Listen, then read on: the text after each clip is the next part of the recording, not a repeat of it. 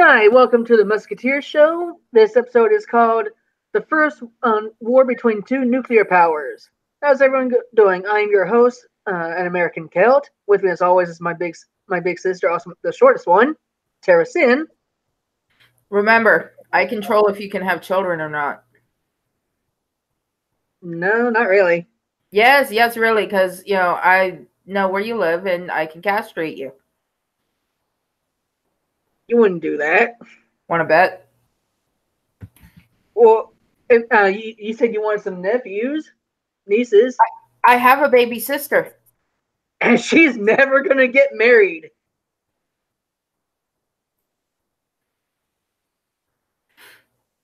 We have a baby sister. That's fine. Yeah, the person she would want to marry died on a piece of wood 2,000 years ago. Two pieces of wood, technically. Whatever. Mired. Yeah, Well, he three got if you nailed count the 2,000 plaque. years ago by a group of men.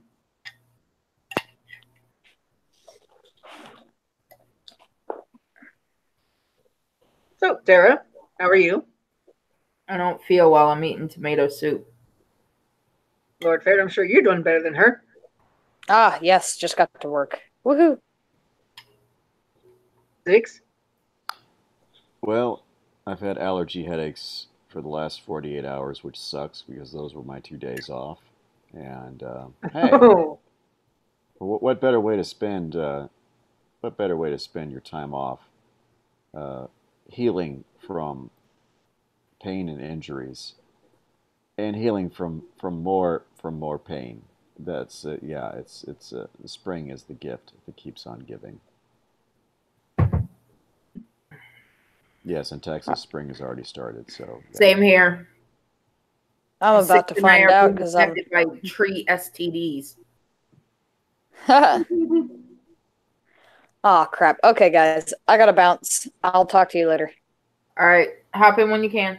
Work calls. Woo, away. Call Oh. himself Lord Flying Squirrel. All right, so what's with the title of your show, baby brother? it looks like Pakistan and India are going to war, and both nations have nukes. Lovely. I think Pakistan's already shot down about 2 jets from India. What were these jets doing over Pakistani airspace? I don't know. This is the most recent news from the conflicts. Some issue with the border, I think. It's always an issue with the border at those.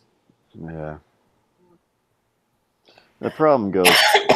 This problem starts actually that Pakistan used to be a part of India until Islam and the Western powers dividing up the nations there. They were also responsible for putting the artificial borders there to demark Afghanistan, Iraq, Iran, and so on and so forth. The problem with this is that up until then, a lot of these areas were uh, largely nomadic, and certainly uh, putting in those artificial borders divided families, divided communities, divided local governments up into these artificial regions, and it hasn't been it hasn't been what most people would regard as stable ever since. And that's just a little piece of the puzzle. It's a part of a much grander clusterfuck that is the Middle East and Asia.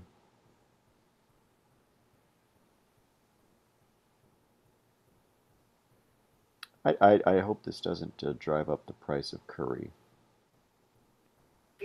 Particularly fond of curry and Indian tea. I also like Pakistani tea. It's not too bad. It's a particular brand of Danadar that I quite like. It's a nice light tea. It's a black tea, but it's also light, kind of refreshing, sort of a. It's not like a heavy black tea. I don't drink tea much, so I wouldn't know. I'm a bit of a tea geek. Do you like Earl Grey a lot? I do. I'm partial to a Twinings Earl Grey.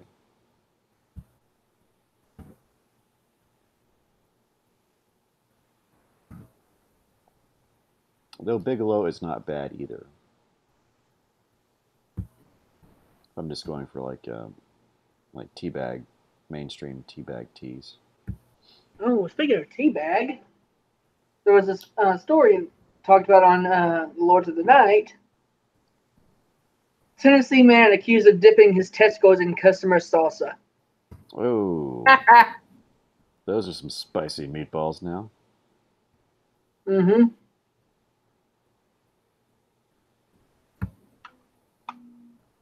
So wow. Yeah, that'll get you killed in Texas. What will? Dipping your boys in Teabagging the another man's salsa. yeah Yep. That'll Yeah. get you shot real quick. shot or stabbed or a bottle broken over your head. Well, with Mama, it's definitely stabbed, most likely seared with something. You do not mess with a man's salsa.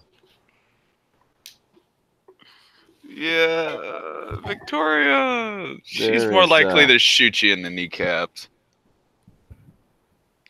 So I will tell you this: you don't mess with a man's girl, you don't mess with a man's pets, and you certainly don't mess with his salsa. That's a death sentence. And Celt just sent me the link. You know, that reminds me of this movie I saw a while back. It's called Waiting. Yep. Oh, yes. Seen it, love it, and there's Waiting too. I haven't seen that one. It's not all that good. I didn't think so. Yeah, it And- is. It has that made for DVD quality.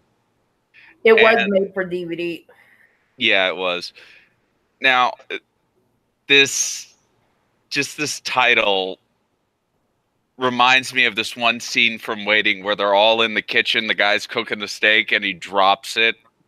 And they're all counting 1, 2, 3, and they get to 4, and he throws it back on the grill. And then one guy says, "Whew, we almost had to switch to the 10-second rule." That would be Dane Cook that said that. Yeah. It's been so long since I watched it, but that one scene stuck into my mind. Yeah. My ex-husband made me watch it. I thought I wasn't going to like it because, I worked in the restaurant industry.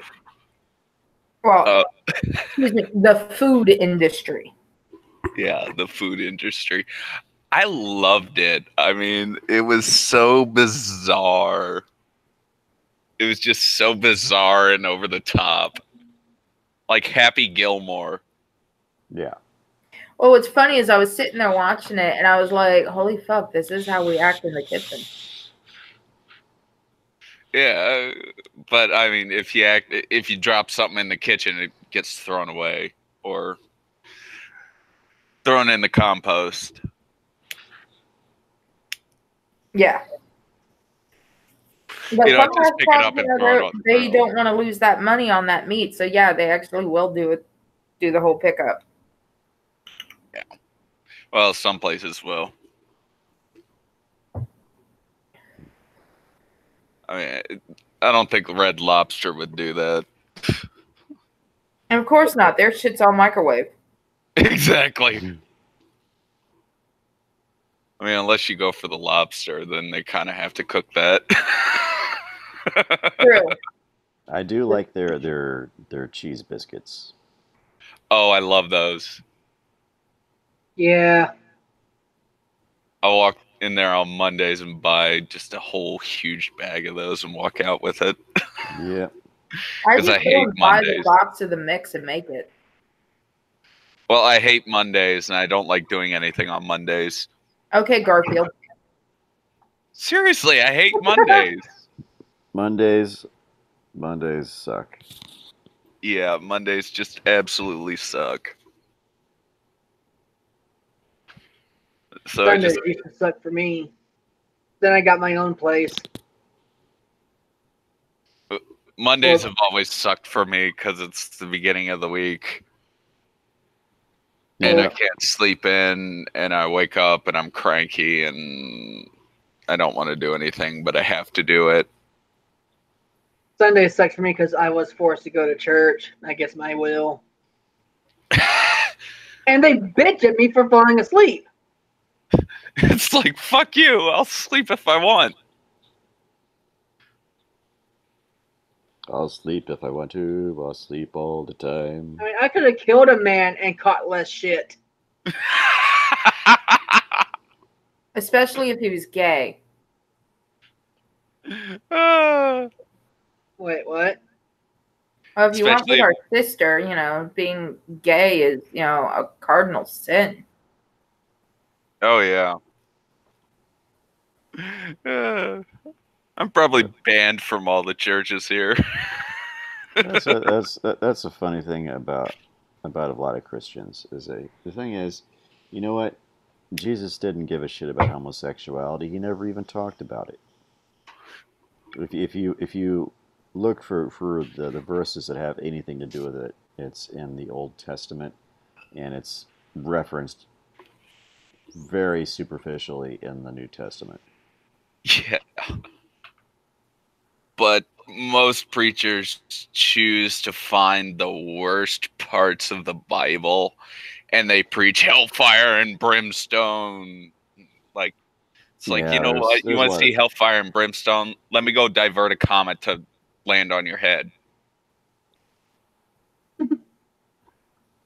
That's real brimstone, you asshole.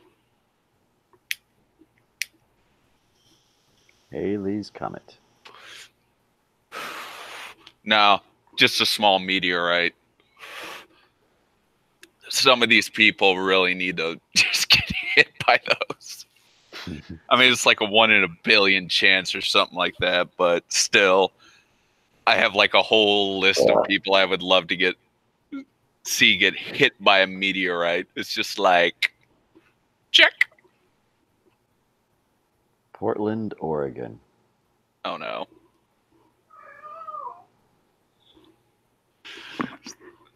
I hear Is there any kitties. news? Hello, Lawrence. We have a Lawrence in the chat. Whose cat was that? That was mine. Oh, your cat's loud. Yeah, that was Six's pussy. Your cat is loud as hell. Yeah, she is. But about news, I found a great Florida man story. Well, Florida town story. No, I no. kind of want to save for when Scooby gets here. Because I'm sure he won't want to miss out. I'm sure you won't. I wonder if Tara knows about this town. What's the name of it? I don't know. Send me the link. You might spoil it for everyone before Scooby gets here. No, I won't. And then she spoils it. Ah, anyway.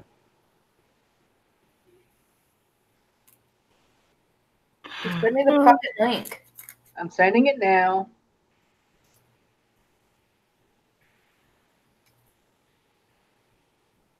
I'll send it to you at 10 Florida time. Oh, knock it off. I'm not feeling well. I'm cranky and I'm tired. I noticed.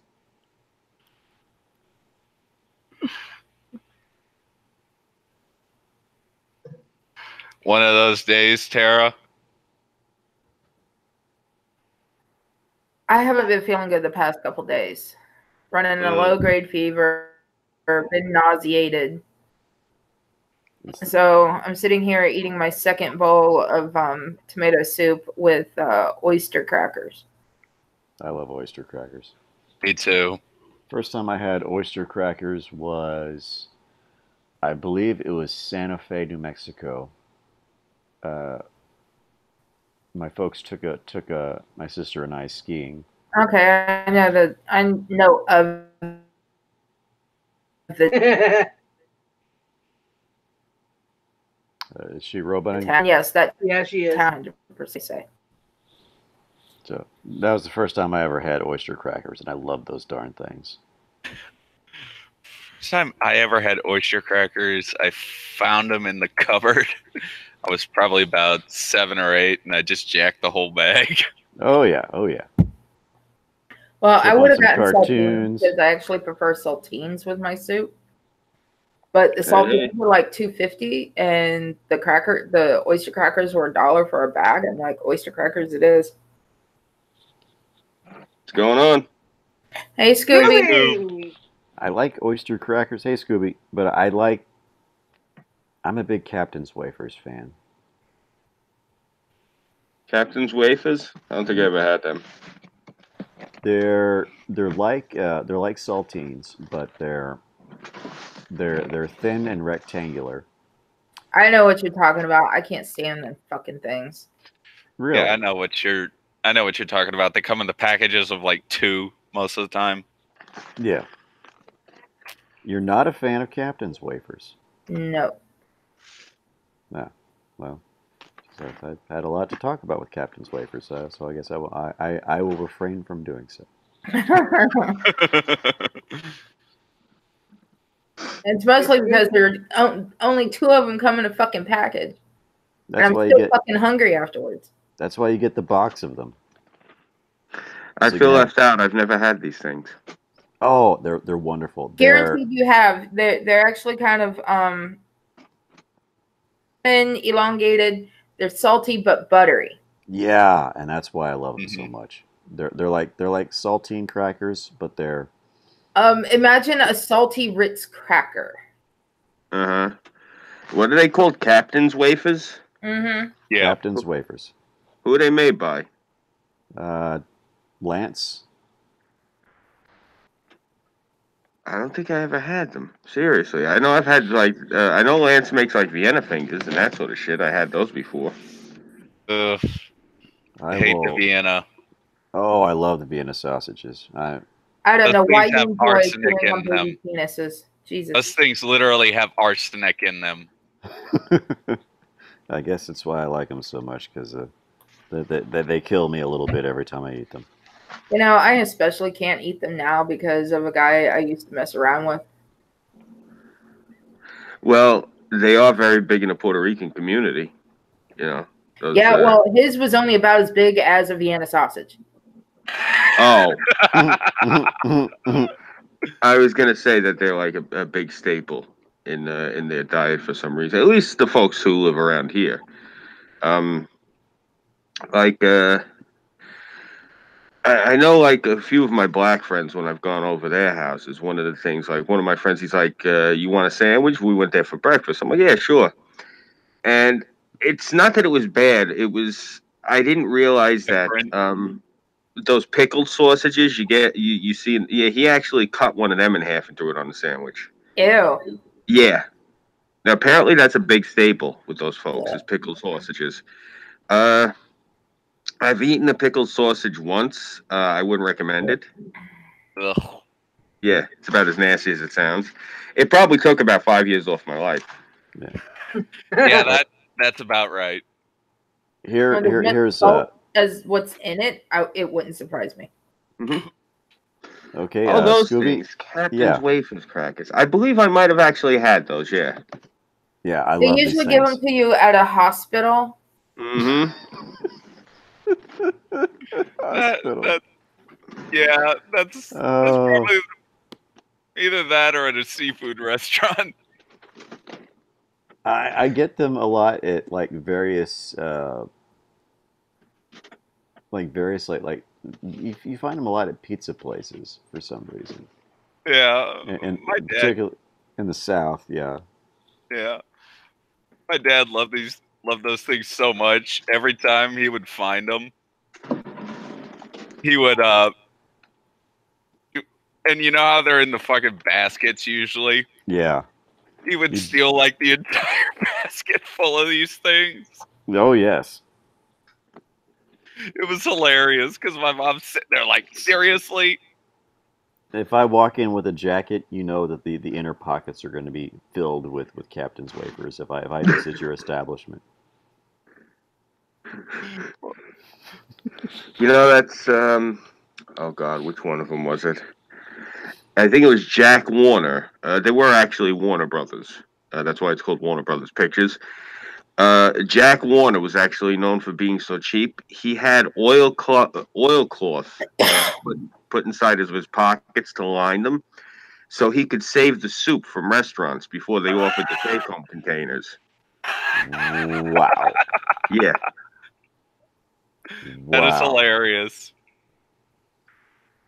So for all of the watchers who don't know what an oilcloth is, think of like a cowboy's rain slick jacket before there was like rubber was mainstream, before we had like the plastic and rubber ponchos. What they would do is that they would rub an oil over the leather to make it water resistant. It's essentially the same kind of thing. Yeah. Yeah, he was notorious for that. That is hilarious. Yeah. There was I was reading a book actually. It's called I believe it's by a guy named John Kelly. It's from the 90s. They never updated it though. It was called Who in Hell. It was about all these different people who had passed away and what they were in hell for. And it gives you a lot of tidbits about these different moguls from Hollywood as like different examples. Like I didn't realize that Louis B. Mayer was who Jack Waltz in The Godfather was based on. And Louis B. Mayer was a Jew. And after the war, after World War II, somebody came to his office asking for relief for the Jews. And he actually, I think he like threw his paperweight at him and told him, "Get the fuck out of my office. How about some relief from the Jews?" Like these Hollywood people, when you read about them, it's like amazing. They make like Caligula look like an amateur, you know? Yeah. Make Hitler look like an amateur. What was that old joke that I can't remember what movie it's from, but it's, he's killed as many men as Cecil B. DeMille.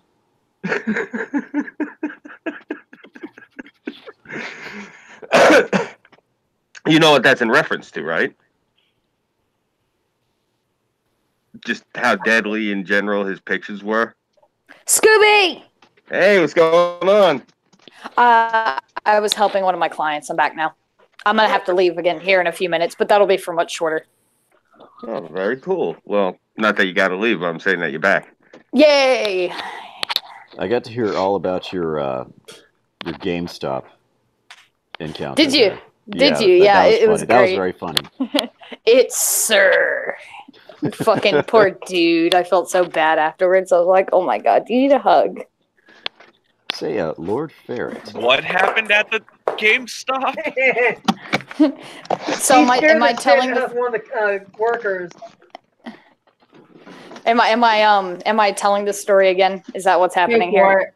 Reiteration. So I took my roommate to GameStop to get a game, and she was checking out, and I was asking the clerk a question, and he finished answering it. He was like, "Is there anything I can help you with, ma'am?"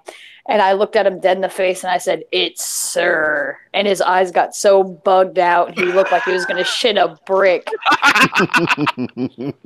I felt so bad. Afterwards, I was like, it's okay. I get called a woman all the time. It's not a big deal. I like to make jokes out of it. Are you okay? And he was like, oh my God, I'm...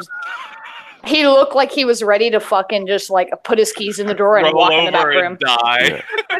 Yeah. Well, let me tell you, Lord Ferret, I've actually met MC Chris and he's another gentleman that has a higher pitched voice.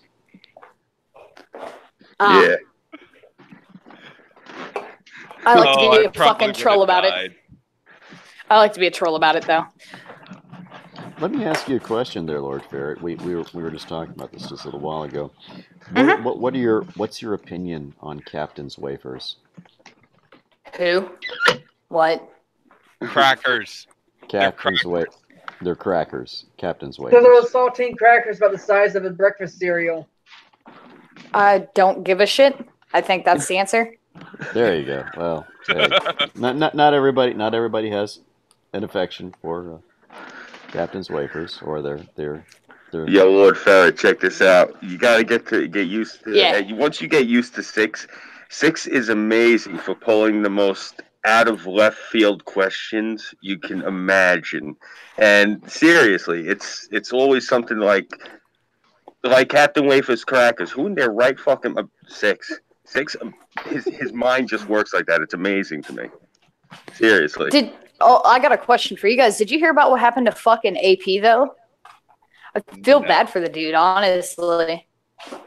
What happened? Apparently, dude had a fucking heart attack again, man. Again? Another one? Yeah, in the middle of his stream. Apparently, he was sitting there trying to tough it the fuck out the entire time and just couldn't. How many times are they going to write his name in the book? Look, my father, may he rest in peace, he had 6 bypass open heart surgery. And it's no joke having trouble with your heart like that. Now, I never had a real problem with this guy. He always had like a problem with me. And I say this, I feel bad because it might even aggravate him by saying this, but you got to do what the doctors are telling you. If it's the streaming that's doing it to you, you're gonna have to tone down whatever it is that's upsetting you like this. And my father, he went to a place. It's up over in Mineola, New York. It's called Winthrop University Hospital. I had said this once on the air, and I'm saying this again for the record. He should really look into going there. What is he? 37 years old? I had thought he was older than that because I don't know the fucker. Yeah, no, he's about 37 years old. That's way too probably young. older. I'm pretty sure that's his age. I'm just saying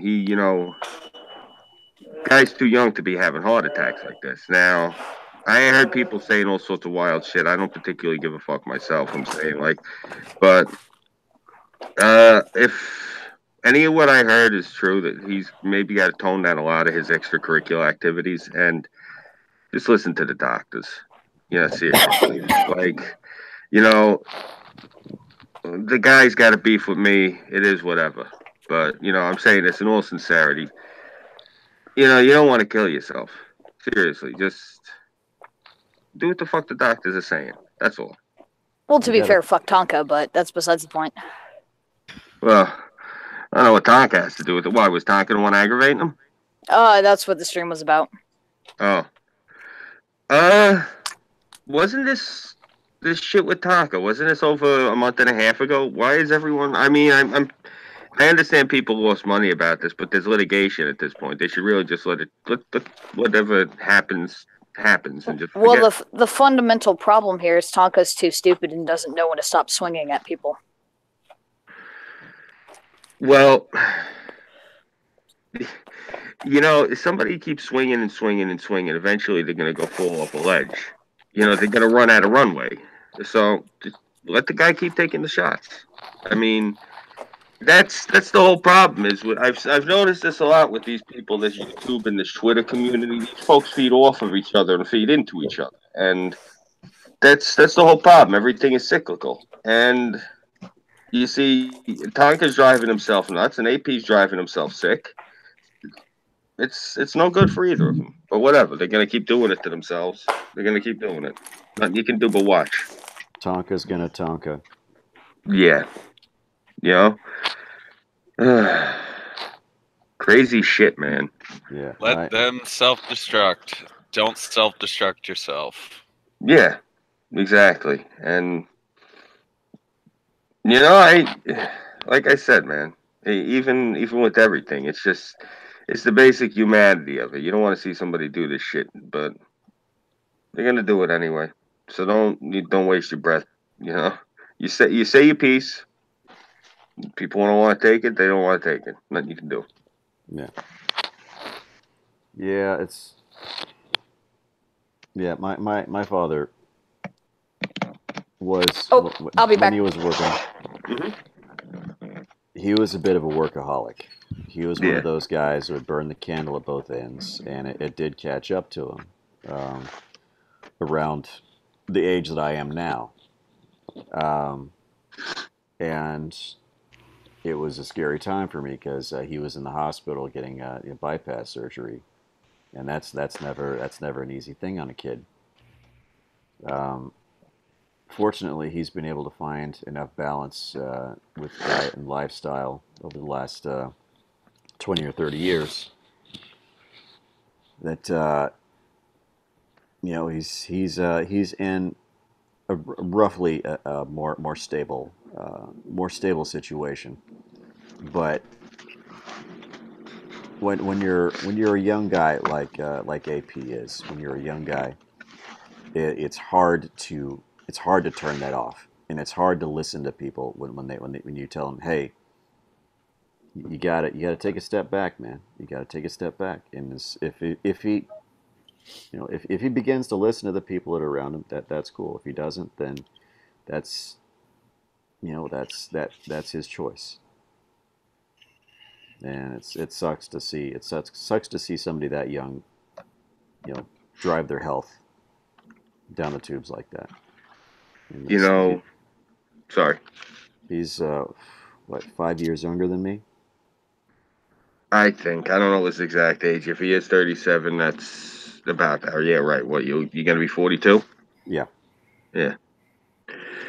You know, my father, may rest in peace. He used to. I remember since I was a kid, he always had a bad heart, and I remember that I was probably in grade school. He was maybe not even a year too older than you, six, and he had this massive heart attack, and it was one of the first ones he had.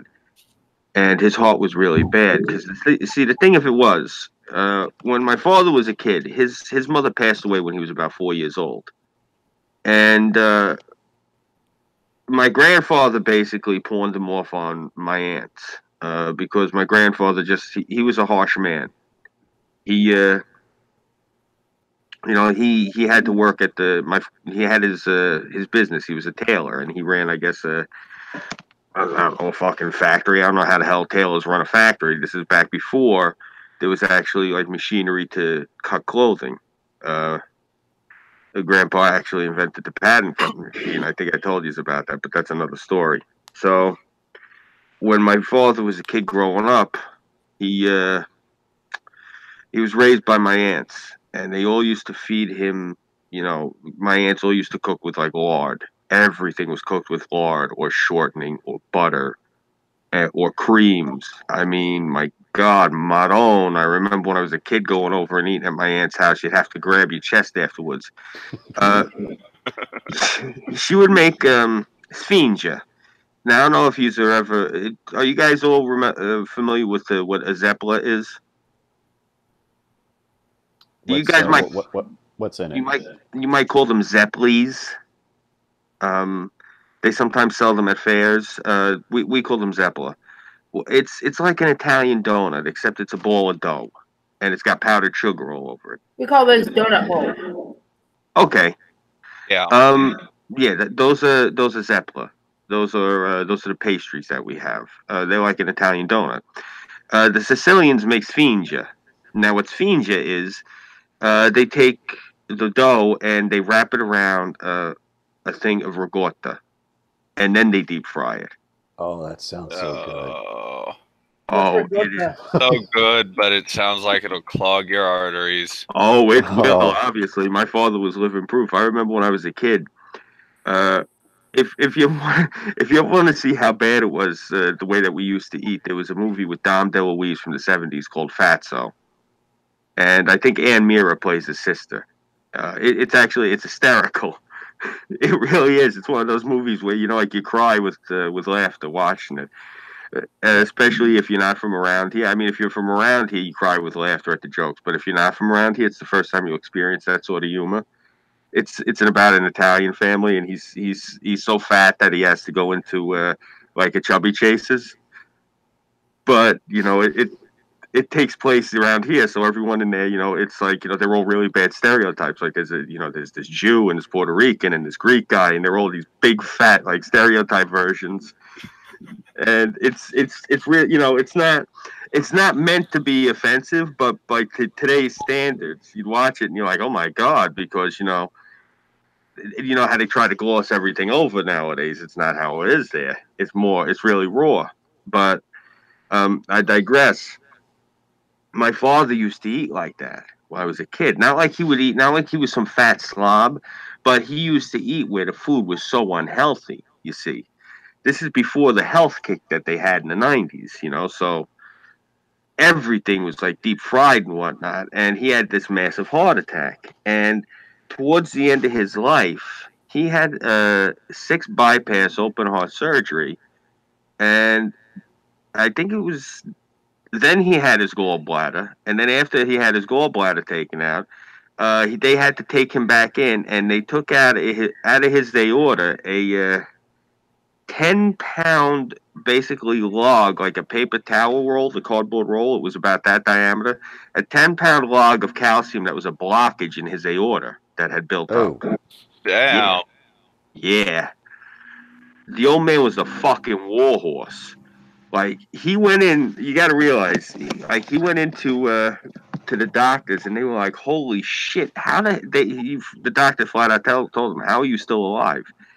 Because my father used to smoke at one point, I think at his highest, it was something like 8 packs a day of the Camel double wide non-filters, or the Pall Mall double wide non-filters in the soft pack. When he used to drive on the cement mixer, he used to go into 7-Eleven every morning, and he'd buy himself a large coffee and a carton of cigarettes. He'd usually wind up giving out about anywhere between 2 and 3 packs worth to the other drivers, but he'd smoke the other 7 to 8 packs to the face. Just driving on the truck all day, because he used to chain smoke. And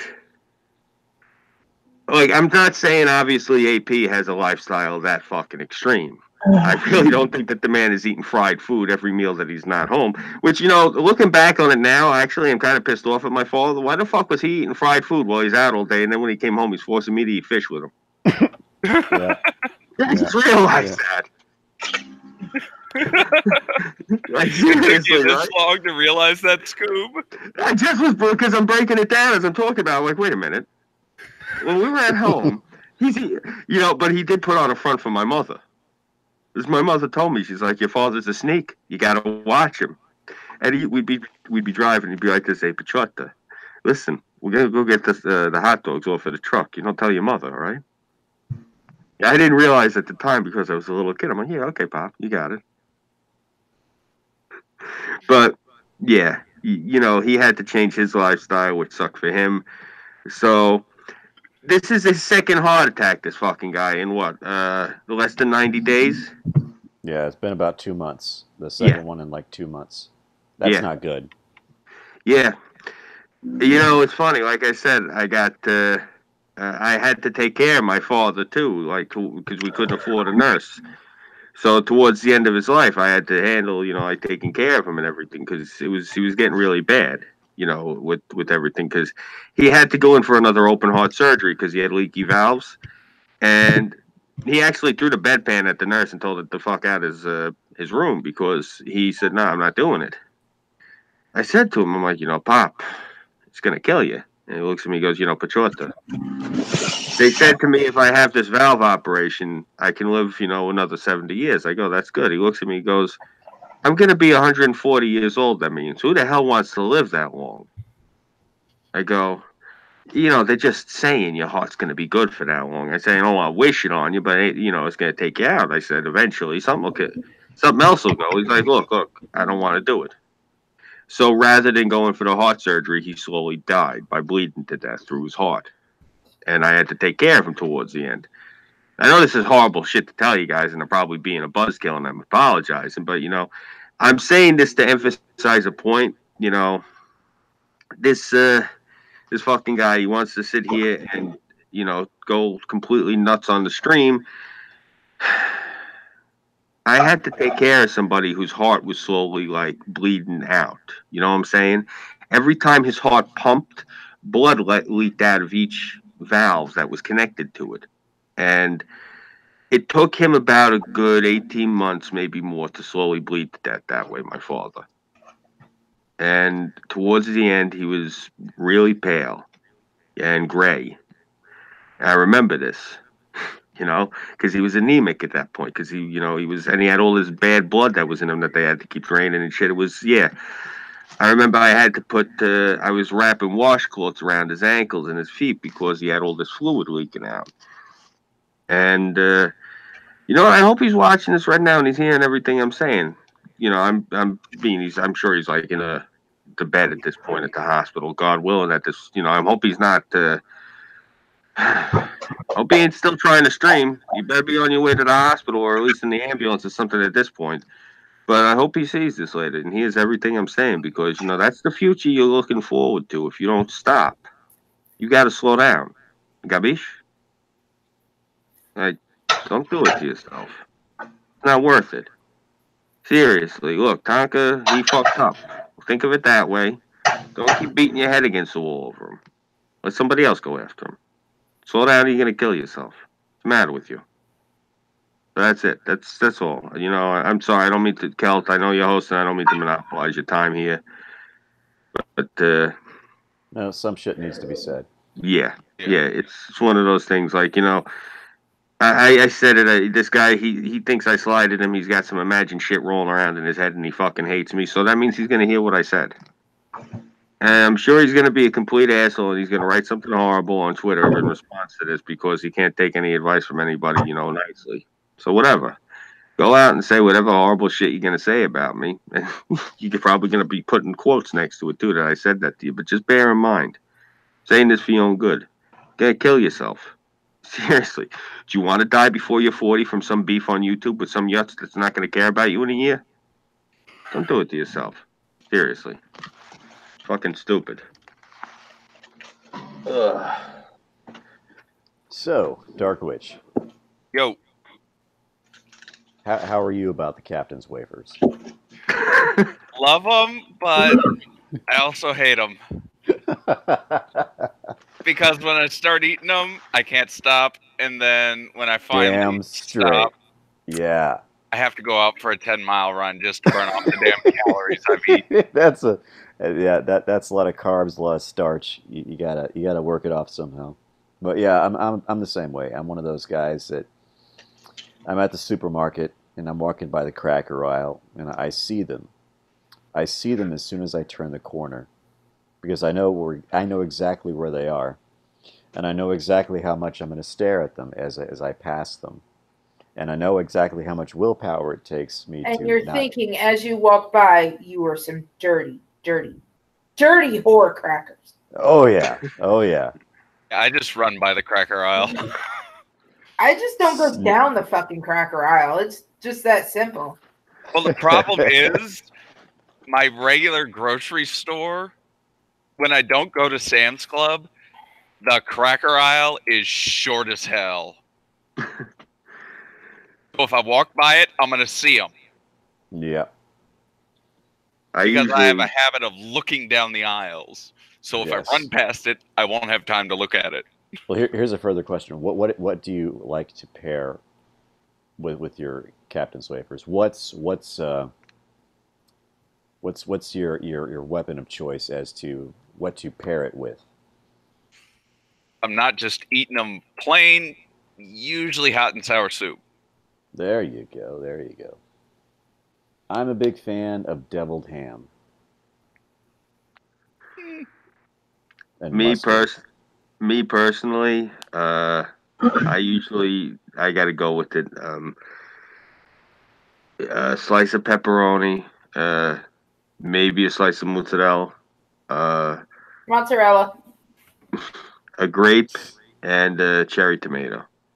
There you go. I like that. That's a combination of savory and sweet at the same time. Yeah, and then you take Dig the it. whole thing and you dip it in balsamic vinegar. Oh, Yeah, there we go. yeah, that's basically almost like antipasto. You ever have that? A time or two, yes. Oh yeah, that's a big thing around here. I was never into antipasto myself, but it was always a staple in this house. Ugh.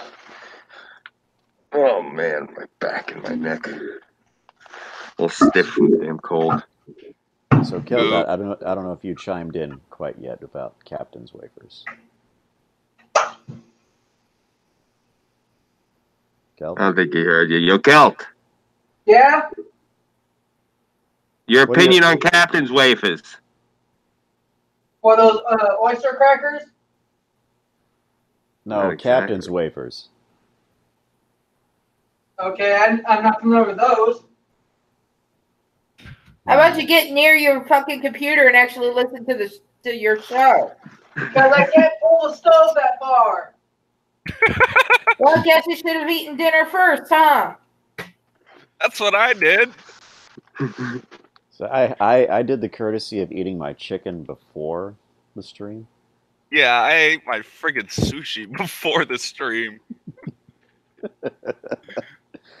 You midstream Some munchie. of those dumplings that are as big as his head. Yeah. I was You know, walking there's around the house eating this fucking sushi as fast as I could because Tara sent me the link.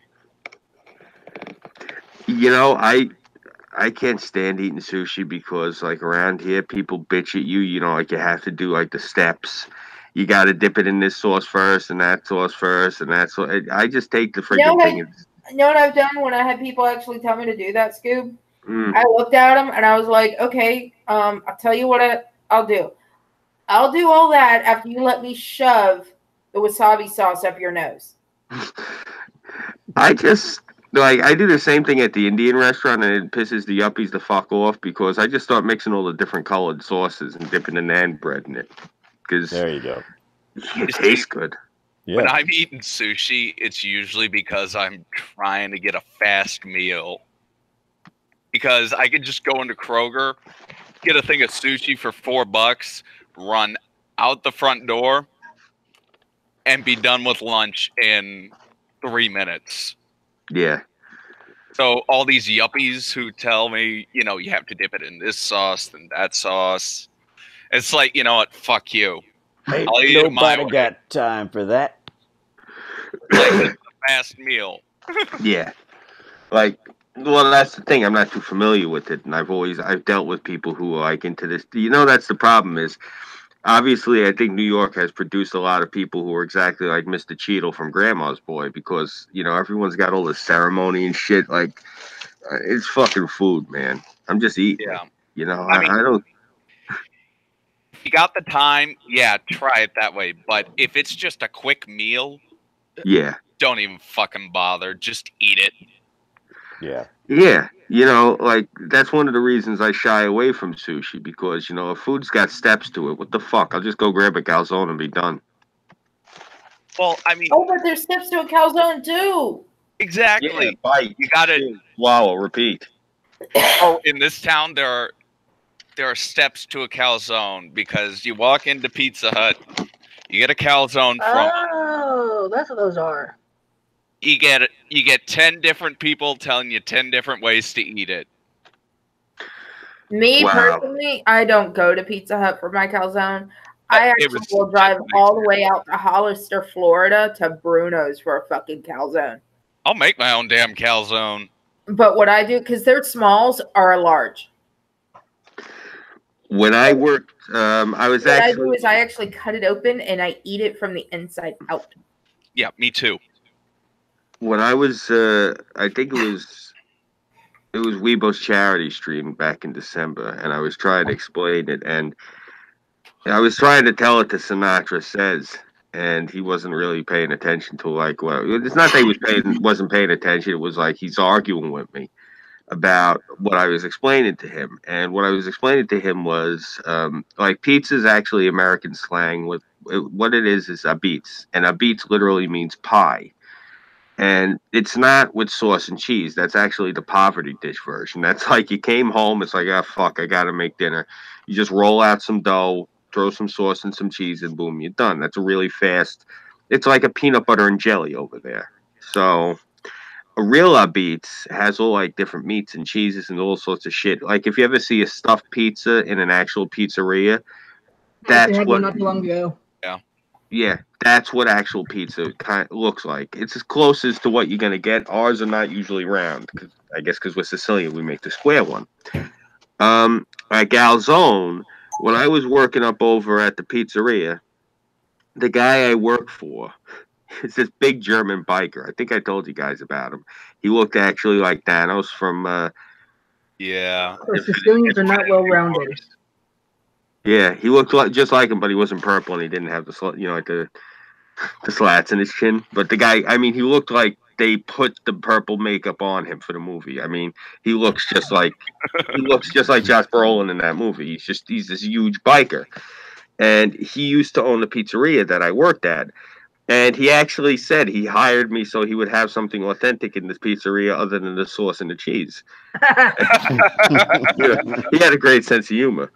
But he used to make a calzone, and what he would do is he would make a pizza, and like he'd spread out the dough like he was making a pizza, and then he'd put all of the cheese, and he'd put all of the meat that you put in a calzone, and he'd flip the pizza over so it looked like a big half moon, and that was a large calzone that he used to make. You get this calzone that was the size of a half of a pie that was stuffed. It was enormous.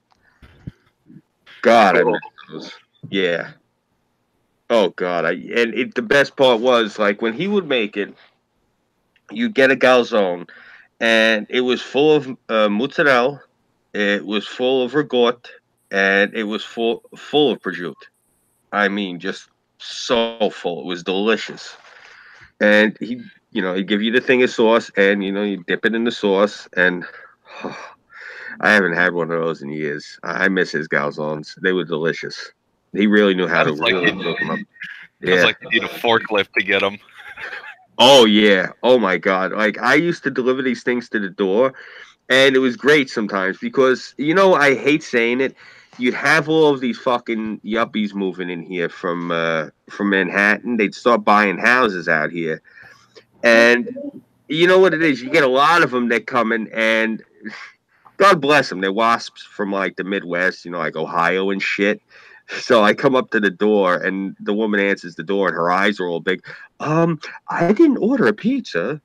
Now, lady, this is your calzone. What? And I hand it to her, and she's like, under the weight, and she's like, oh. I said, yeah, manja, and leave because it weighs about at least a good 5, maybe more than 5 pounds. It's got to be about a 10-pound calzone easily. Yeah, I need a fucking forklift to get it to the door. Oh yeah, and plus it's cooked in an authentic brick oven, pizza oven. Not like the ones I see, like the ones that they got in Pizza Hut that are gas fired and shit. These ones, yeah, with a conveyor belt. Yeah, nah, not like this. These Like are the actual fucking ones. Krispy Kreme. Yeah, these are the ones that are brick, and the pizza's just it's a whole different thing. I think I did the quick video. I showed one of the pizzas. You can just see the difference. You really can because of the oven. Hey, what up, Lord Ferret?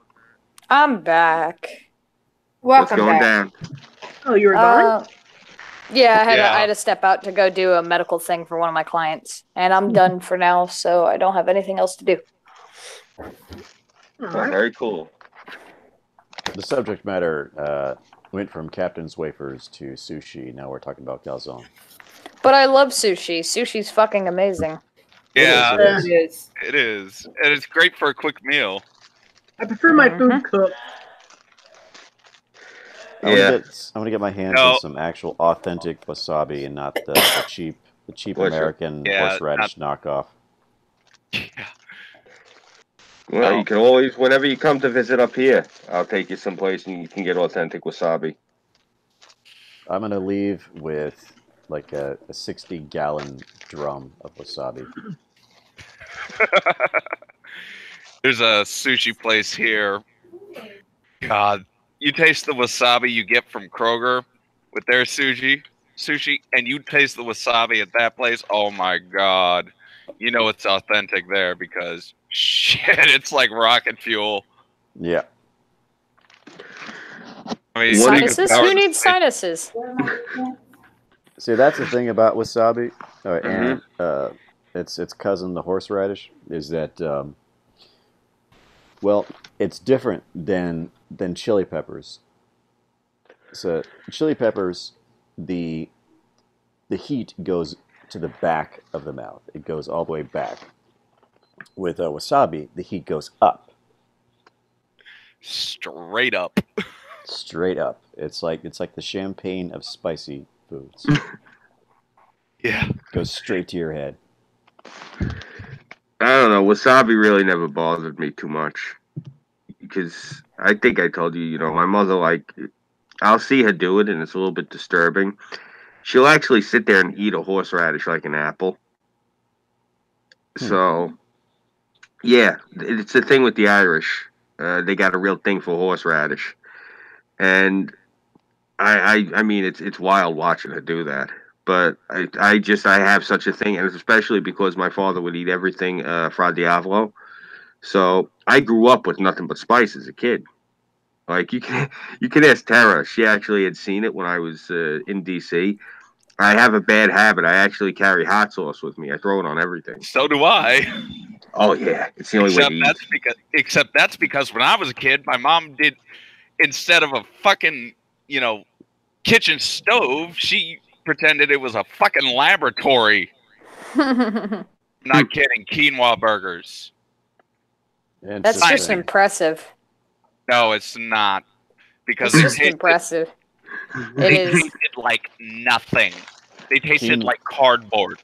Yeah, and they didn't even hold together. That's like for like a giant mutant parakeet. That's food for a giant mutant parakeet. What is it called? Quinoa. What the hell is that? It's a type of rice, I believe. Yes. It's a grain. And what she would do with it is she would first cook it in water. And then she would take a sweet potato, cook it in the oven to soften it up. She would, mush it up. She'd mix it in with this quinoa, and then she'd throw in some other crap, but it didn't matter. I mean, not even hot sauce made this thing taste good. What are we talking about? I had a quinoa burgers. Yeah, there are just some foods that it takes an obscene amount of hot sauce just to begin to spice it up. I had some paella about maybe 10 years ago. Everything tastes the same with enough ketchup. No, ketchup actually made this taste worse because she was using sweet potatoes as a binder. And this would just melt. I mean, it would just... It's like eating parsnips raw. Yeah, exactly. I don't eat those things anyway, so ew. And it didn't matter what kind of binder she used. She used sweet potatoes, eggs, any kind of binder. But I fucked her with the parsnip and then sold it to a small family. Does nobody get that fucking reference? Are you shitting me? Yeah, I get it. I'm too old. I don't know it. I fucked her with the parsnip and... Yeah. Yeah, I got those. What's it from? Ted. Yeah. Oh. I haven't seen it. Oh, I seen that movie I think once. My nephews. I got that fucking bear was awful. I got it for them. I got my nephew the unrated version. It's I think the best part of the whole movie is when they're doing coke with Flash Gordon. Yep. I haven't watched Ted 2 yet. It's worth it. It's damn good. I haven't seen either of them. It's they're both great. Okay, because usually I'm a little iffy about watching sequels because I've had so many letdowns. No, It's like, Ted 2 matched, if not, it was on par with the laughter and everything and the humor. Yeah. Okay, good. Because I'm so tired of letdowns. It's like people tell me, "Oh, this movie is great, awesome," and it's like I watch it and it's like, "Are you kidding me?" There's very few movies I think that the sequels are just as good. Two of them actually in the past couple of years have been Marvel movies. I like Iron Man 2, just specifically because of how they wrapped it up at the end, where they got Gary Shandling to give him the medals. That to me, believe it or not, that the rest of the movie, even though it was like mediocre and lukewarm in different parts, just how they wrapped it up with a bow like that, to me, actually made the movie. It's little tricks like that that do it. Another movie that I thought was a really good sequel was probably Deadpool 2. Yeah. Yeah, specifically because I give them really good credit for lampooning the living shit out of all of the SJW PC nonsense stuff. Like really, like every hot button issue they played on, like how Deadpool kept yelling at Cable that he's racist for whatever he was doing, for no matter what reason, you're racist, you're racist, you're racist. Just I thought that was funny. Like Well, specifically, that and how hard Deadpool ragged on fucking Logan too. yeah. Yeah, they had a lot of good things that they did with that one. Yeah, I got to see Ted 2 because you know I seen the first one. I haven't seen it in a good long while. I got to watch it again, Oh and yeah. yeah, and then I'm definitely going to see the second one afterwards. Like I'll just do it back to back, and yeah, I haven't seen. What other sequels or movies are that come out lately? I've actually been under a bit of a rock lately. I still haven't seen Justice League. I still haven't seen Aquaman. Well, here's a movie that I really fucking enjoyed. It was Jurassic World: Fallen Kingdom. I heard the that was lava good. scene. I want to fucking love see it. that. I do. You know wanna what see made me fucking like? I honestly got really sad in the scene where they're leaving the dock and the Brachiosaurus is on the dock wailing. I was like, oh my god, I might actually cry. Yeah, it turns out that's the same Brachiosaurus that was shown in the first Jurassic Park when they revealed the dinosaurs. that. Hmm. Yeah, Wow. that finale. Made it through all those movies to get left on the dock. That's fucked up.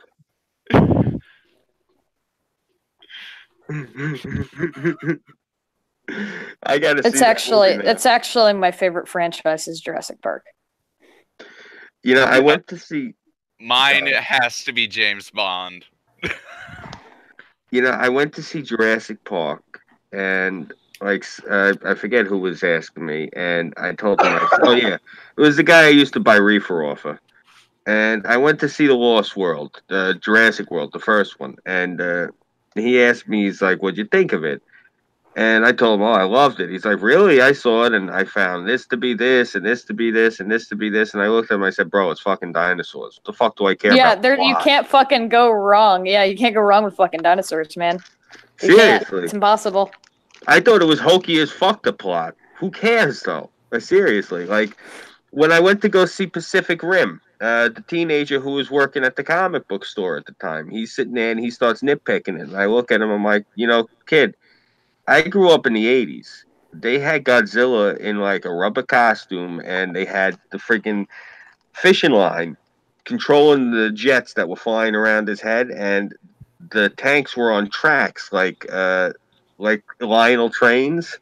I said, "You remember that mechanic? Do you remember those?" Yeah, freaking, yeah, I remember that. It was so cheesy. True Yeah, story. that's why. Scoop, I got a Blu-ray copy, which is they're getting exceedingly rare. A Blu-ray copy of the original Japanese version. It was called Godzilla 1984. The American version was called Godzilla 1985. That's they added Raymond Burr and all that other stuff into it. I think it was also known as Godzilla Returns. Yeah. Yeah. I tell you And- what, though, out of all the films, I'm really excited for. The fucking new kaiju universe they're coming out with. Have you heard about that at all? Yeah. The Monsterverse. Yes. Fuck yes. About time. I want to see fucking Mothra, King Kong, and Godzilla show the fuck down. Let's go. Yeah, let's see. You got Godzilla King of the Monsters coming out in May, and Godzilla vs. King Kong is coming out next year. I wonder when Mothra's going to get his own film, though. That should be good. Honestly, Mothra's I was actually never a she.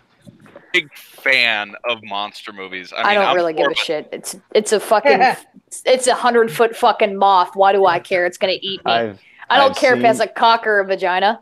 Whatever. I have seen. All I've I seen care both about movies. is as long as they have the little tiny women that fit in the palm of my hand. Yeah, There you go. I'm gonna be annoyed that they don't have the twins. Yeah.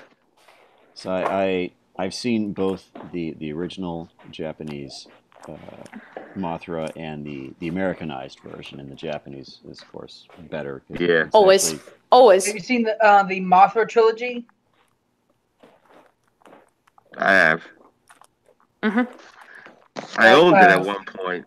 After the first Mothra movie, think of this as the Heisei series. They made a Mothra trilogy. Yeah.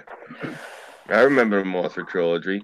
I remember what is it? Oh God, Rodan. When what was it? The volcano that Rodan died in at the end. Yeah. There's an interesting twist on that. Is this new King of the Monsters that's coming out in May, I think it is. He's actually born from a volcano, and we get to see him throw down with King Ghidorah. Nice. Oh shit, dude. That's going to be epic. Hell yeah. Especially considering how they've scaled up Godzilla. I think Godzilla is something like 500 or 600 feet tall now.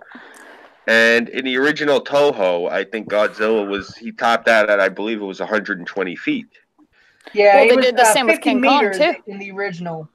Well, if you even go back to like the difference between James Cameron's King Kong and the newest one is Skull Island, the fucking size difference is massive. They're scaling them all up. Yeah. Yeah, And because they're getting better CGI effects, and Yep. people want bigger. Yeah, more teeth. It's Well, a it's quote pretty very hard fucking. to top the anime Godzilla. They made him 3,000 feet tall. Yeah. Well, I'm saying though is like in this movie, because Godzilla is like about 500-600 feet tall. I think King Ghidorah is going to be something like 1,800 feet in height. You know, you Yeah, got to that- realize that's how big he's going to be. Well, I mean, when do the kaiju get too big and it starts to become a little excessive? That's the question, really. Yeah, that is the Their question. heads are Come on topping out in outer space. It's gonna get to a point where it's not gonna be sustainable anymore. They're gonna be like, it's fucking the size of the Earth. Yeah. Really?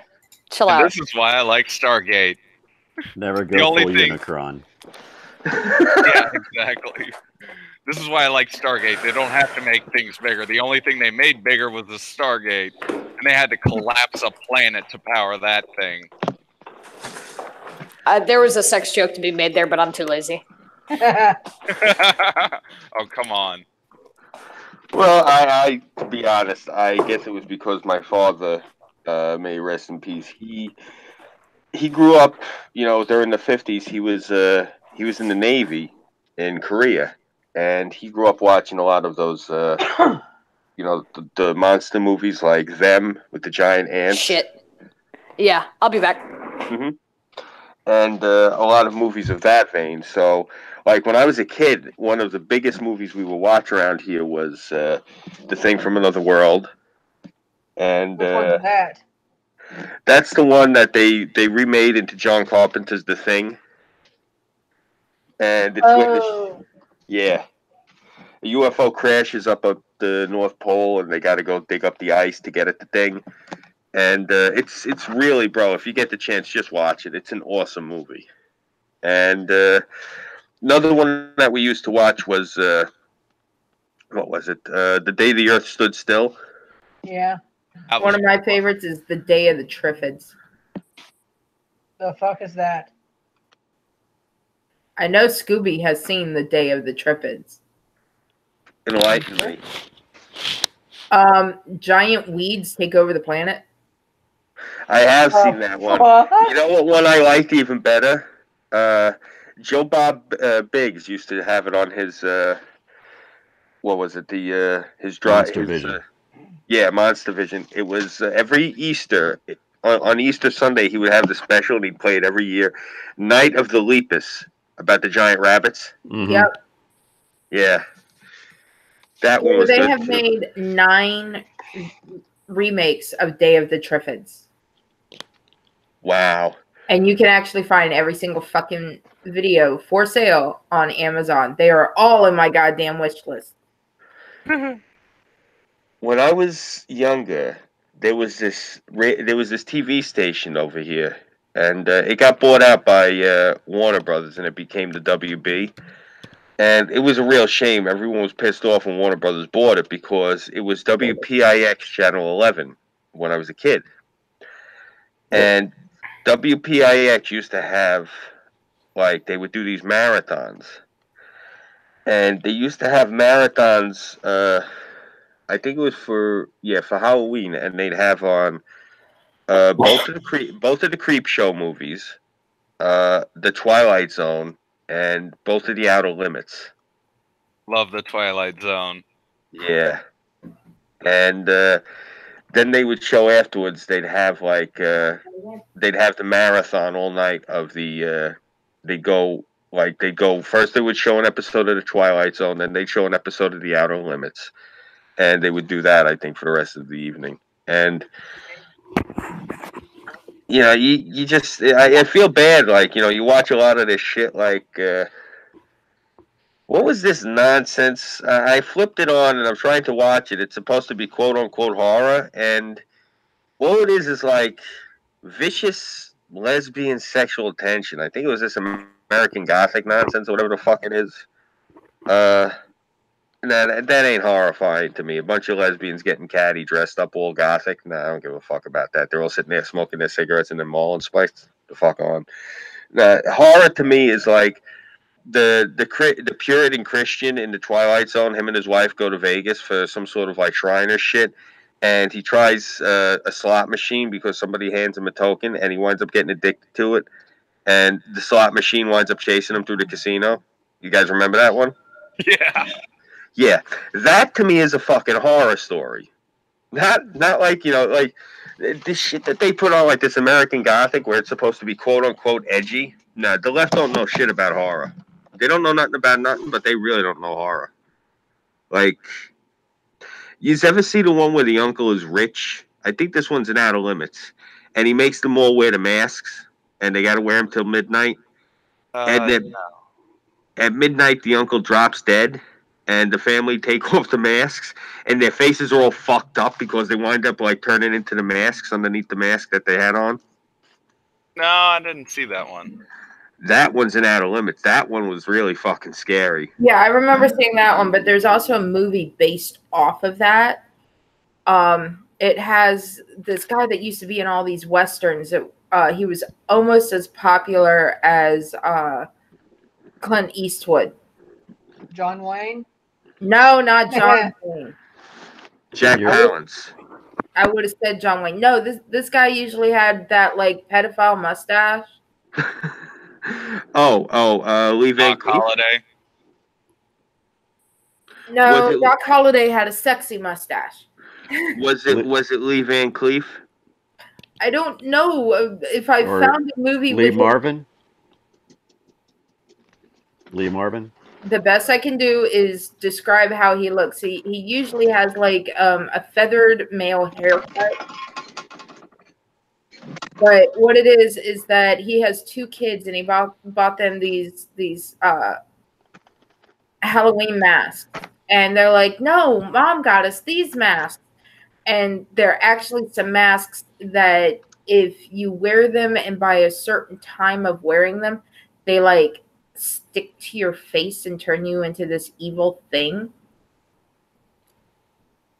That And sounds interesting. it is. It's one of the most interesting Halloween movies I've ever seen.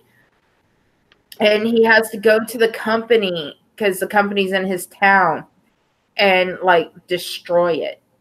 That's Halloween 3. Are you sure? Dead sure, because Season of there's the a scene Witch. there's a scene where the woman fucks with the mask and she winds up shooting beams out of her eyes and mouth and her face turns into a mask. Yeah. Her face turns into a jack-o'-lantern mask and she's sitting there like going like this, rubbing her face, laughing because her whole face is like this bloody jack-o'-lantern. Yeah, that fucked with my head, that movie. Remember the theme song? 3 more days till Halloween. That's it. 3 more days till Halloween. Silver Shamrock. Yeah, that's it. And you know how much I got annoyed with that movie because of that? But it's Halloween. I didn't see Michael Myers in the entire fucking thing. Yeah, that's... He wasn't in the movie. It was one of the worst. This was before Cloverfield kind of helped sort of like make series sort of like I guess shared universe anthology sort of type of setups. This is before people knew how to do that right. So you would have these weird kind of segues like Troll 2 and Halloween 3 that just had nothing to do with the original or even the previous sequel. Troll fucked with my head. Oh Holy my shit. god! The first one was good. The second one was, what the hell? Nilbog? I gotta see. With Nilbog, that's actually something from folklore. I gotta look into that. But, yo, I remember when Sonny Bono turns into that fucking eggplant. Holy shit. Holy shit, did that fuck with my head. I think it was like 4 or 5 years old when that happened. And I remember like horror movies back in the day. The special effects. Stan Winston, my hat is off to him. That man used to scare the fuck out of me as a boy. Like I remember him and John Landis. Like I remember when I was a kid watching An American Werewolf in London. I think I was maybe 4 years old watching that with my older siblings, and my eyes getting huge because this guy's turning into a fucking werewolf in front of me. You know, to their credit, the only thing that they should have done is sped up the footage. A little bit, yeah. Yeah, a little bit. He wanted to actually show it being painful. So yeah, what's his name? What was that? Which Naughton was it? Oh god, was it Timothy? I think so. Do you know why actually, especially An American Werewolf in London, scared the fuck out of me? Was because those two guys, they were from Massapequa. I got a sister that lives in Massapequa. That's 2 towns over. It's actually the next town over from Amityville. And so I'm just saying it was really close to home. Yeah. And that's what really sold the horror for me, was because they were from around here. And, you know, especially because like one of the other movies my siblings had just finished watching was, I want to say, Midnight Express. And the reason that they were watching Midnight Express is because one of my older sisters was friends with that guy who wound up getting arrested and going to that Turkish prison for having hash on him. Midnight Express. I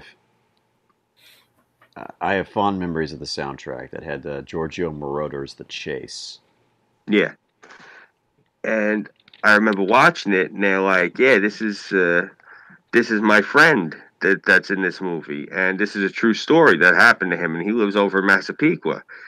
And then we're watching Born on the 4th of July, and that took place in Massapequa. And then they're watching American Werewolf in London, and that also, the kids are from Massapequa. So I immediately thought this is true also. You know? Just because of the order that they watch these movies in. Like, you know, like that's how I remember them watching it. And that's actually how I made the correlation, was because they're like, this movie is true, like Born on the 4th of July. And parts of that neighborhood are still, well, I don't know, I got to look at it. It's probably been a few years, but they would still, you could tell exactly where it was filmed.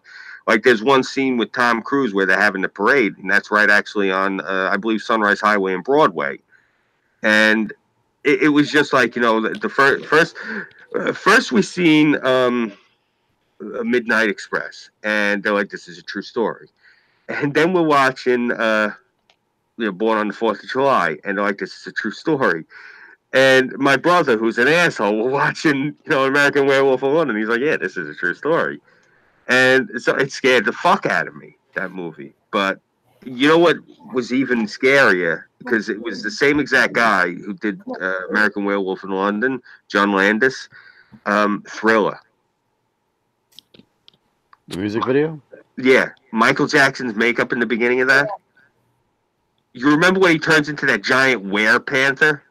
Yeah. Yeah. Holy shit. And the way that thing's roaring. I remember watching that. I was maybe like 5 years old, and I'm sitting there, and I was like, it scared the shit out of me.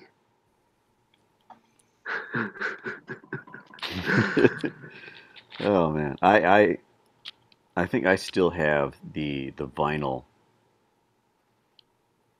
Everyone still has the vinyl for that. Not me. You know what I still have the vinyl for? Because it was a great soundtrack. You remember Running Scared? Yeah, with Gregory Hines, Billy And Crystal. yeah, and Jimmy Smits was the bad guy. Yeah. What a great fucking movie! I'm gonna go see if that's on Netflix now. Oh, it was fairly recently. I watched it then because I was. Yeah. Oh man. So you I haven't guys seen got that movie in at least 30 years. the next time you guys are at Moore, Mm-hmm. get a copy of Running Scared and watch it with Burnside Why with Burnside? because it's filmed in Chicago. Yeah, Chicago in the 80s. It was great. There's one scene where they try mugging Gregory Hines and Billy Crystal, and they're both cops. And these guys come up and they're like, give me your wallets. And he's like, all right, you can have the cash. We're gonna keep the wallets. He's like, no, give me the whole wallets. And the guy's like, and so Gregory Hines goes, oh, come on, let's keep the wallets. It has, all of our pictures. It has all of our credit cards. And Billy Crystal flips out his tin. He goes, and our badges. And then they pull their guns out on the guy. You're a freeze. You're under arrest. All that sort of shit. It's just there's a lot of fun shit in there. Like there's one scene where like they got because it got seized, the drug dealer's car. So they're driving around in his car, fucking with all of his clients. It's just such a great movie. I remember there's this one scene where this girl rolls up on them and they're like, yo, that's Julio's car. What are you guys doing driving around? And they're like, we're the noise police. We're looking for the nearest Menudo concert. Do you know where it is? Ricky Martin, you suck. Anyhow. Oh, man. Yeah. Gregory Hines, you went too early, man. You went too early. Yeah. You know what other movie that just made me think of? I think I told you about that. My brother used to work with the guy who did the stunt work for Muppets Take Manhattan. The scene where Miss Piggy's riding the roller skates that she gets off of Gregory Hines and she's chasing after Kermit the Frog when he's in the carriage. I met that guy when I was a kid. He's actually a nice guy, a little Italian guy. Well, he might have been Puerto Rican, I don't remember, but little guy.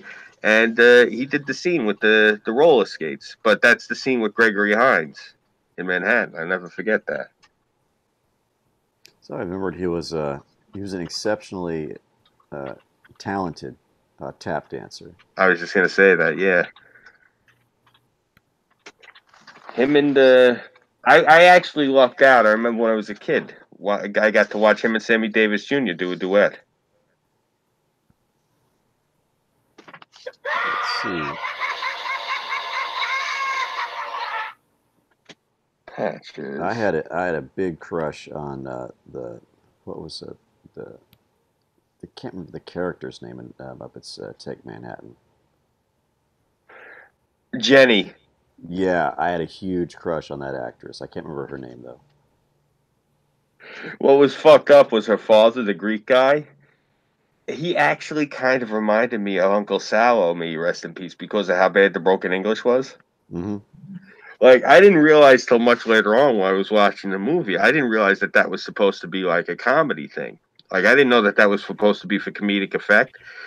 Like, it just to me was like, okay, he's got an accent. I was just so used to, I was used to hearing it when I was a kid. Yeah. Like, I think I told you, I didn't know until I was in junior high and we got one of those, liberal teachers, and she was explaining to us how, um, I Love Lucy broke barriers because her husband was Cuban, and I was sitting there and I'm like, huh, but they look just like my parents. It didn't like click Yeah. to me that because I grew up around it, and it didn't register. Lucy, you got some explaining to do. That sounded just like Mr. Hernandez on the corner. Yeah, it sounded like that. It sounded like half the people in my hometown. Yeah.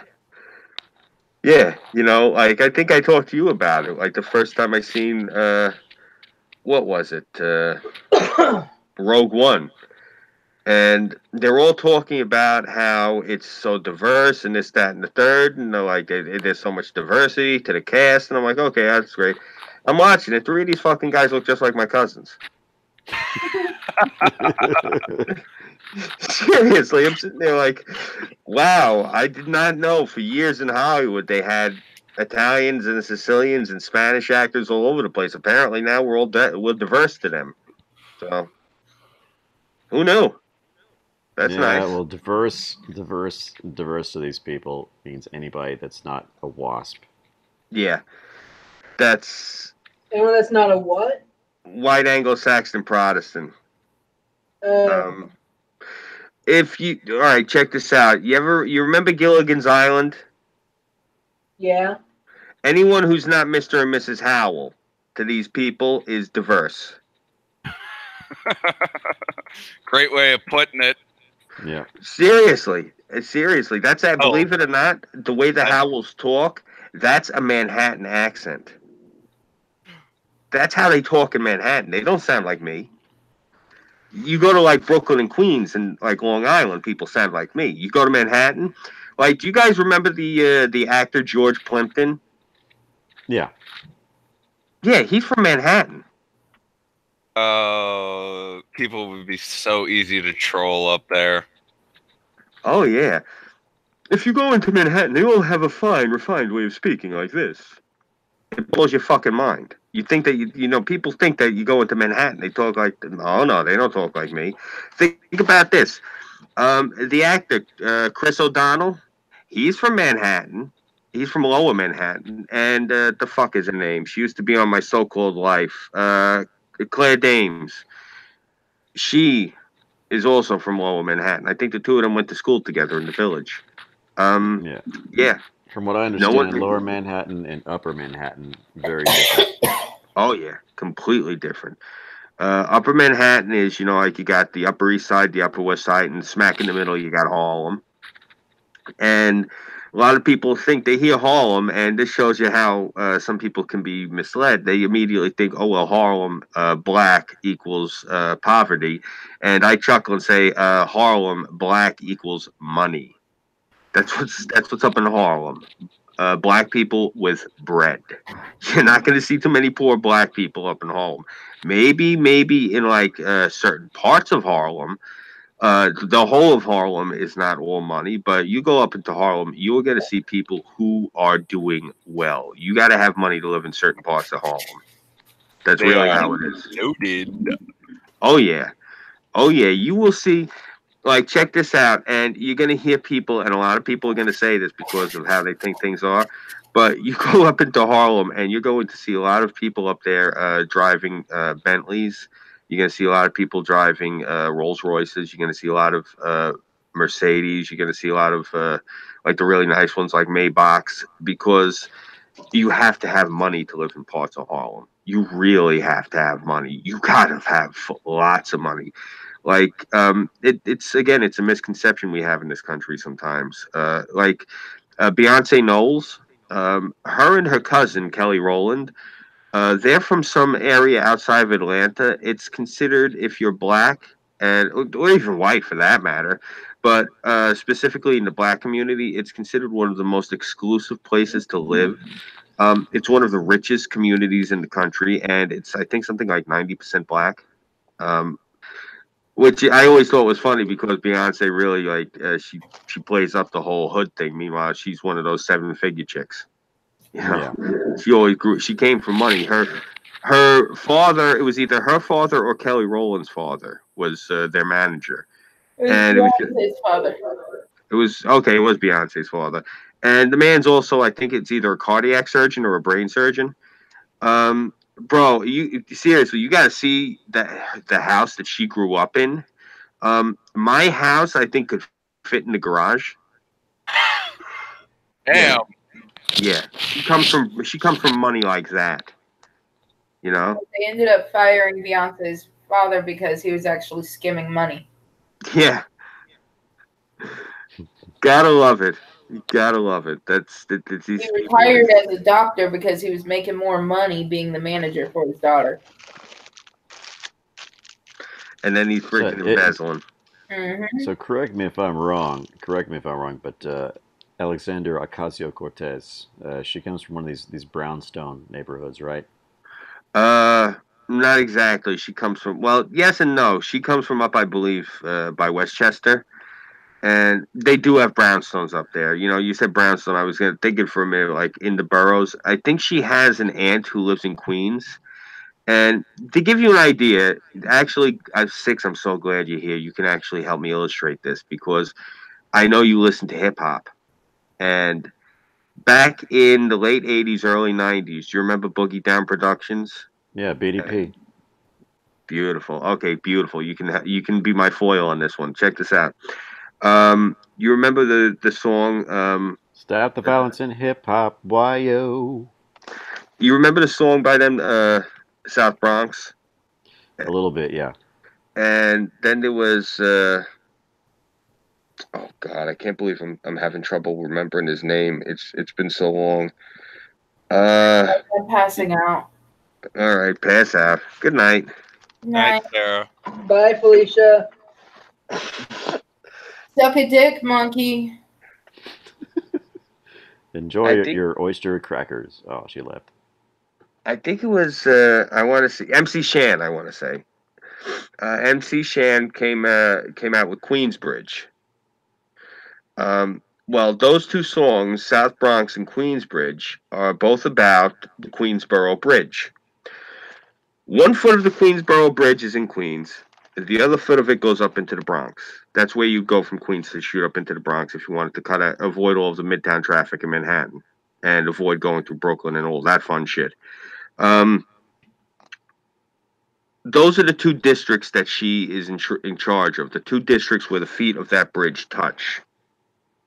You know, that's why I wanted to use those two songs as an example, and I was glad that you were here so I could utilize that. But if you look on a map and you look where that bridge is, that's the two districts that she's in charge of. I believe her aunt had an apartment in that district, and that's the address she used. Because where she lives, you ever seen the movie with Mercedes Rule and oh God, what's his name? Richard Dreyfuss, Lost in Yonkers. Yeah. Yeah, that's the area that she's from. Yep. Yeah. Beautiful area. Don't get me wrong. I mean that neighborhood. My God, it's picturesque. If you ever get the chance, and anyone listening, seriously, anyone in the audience, if you ever get the chance, if you're on the East Coast, everyone talks about Manhattan. Everyone talks about Long Island, Brooklyn, Queens. Yeah, that's all great. Go to Yonkers. Go to Poughkeepsie. Seriously, it's one of the most beautiful cities you're ever going to see is up there in like Westchester County. It's breathtaking. It really is. Yeah. It's nice. It's the way it used to be down here like 30 years ago when I was a kid. It's how it used to look. But yeah, that's where she's from up there. You were asking me though about where she lived. What about it with those brownstones? No, I just we were on the subject of Mm-hmm. celebrities, and let's be honest, she's a celebrity that they claim to be from a certain area, but they're really from a different kind of place. Yeah. there was actually a point of contention. I think it was in last night's chat. Somebody was saying that I don't think I ever claimed I was from Queens. I was born there. I grew up there like as a little boy, but we got the fuck up out of there when I was a kid and moved out to when I say moved out to Long Island, we probably moved about 25 minutes away from where I was, maybe a little bit further. I'd have to look on the map. You know, I'm thinking going in a straight line, but if I had to turn, I have to add in like that distance and shit in that amount of time. But you know what I'm saying? Not that far that we moved, but somebody had said something about it last night, so I know exactly what you're talking about. Because it's the same thing where she said she's from is literally across the bridge, but still she shouldn't be faking that shit. And did you see today they had that circus with Cohen? They I saw actually some of that. they had placed her right there in the middle of this where she was on camera while this shit was going on. You know, I don't want to sound like a dick and knock her because of her age, but what the fuck is this kid doing playing in the house? You know what I'm saying? Why the fuck ain't she out in the yard? That's the way I feel looking at her up in there, because she don't know one thing what she's talking about. She don't know what she's doing. What the fuck is she here for? You know, she represents my state. Why the fuck is she there? I really want to know. Well, the Democrats saw somebody that they could put up as a poster child for their I suppose their Position. their resistance to Trump and the whole Trump thing. Do you want to know what I'm scared of? This will her scare the shit actually out of her. I'm sorry, what? her actually passing The Green New Deal. not just that, but anything, any harebrained thing. Oh, gentlemen, you don't see what I see. Check this out. That fucking simpleton decided he's going to try to run again. Bernie. Oh, good. Yeah. Goodness. Who do you think And he's the going to sun's pick? gonna rise tomorrow. Who do you? No, he's already running. Yeah, I know. I heard. Who do you think he's going to pick as his running mate?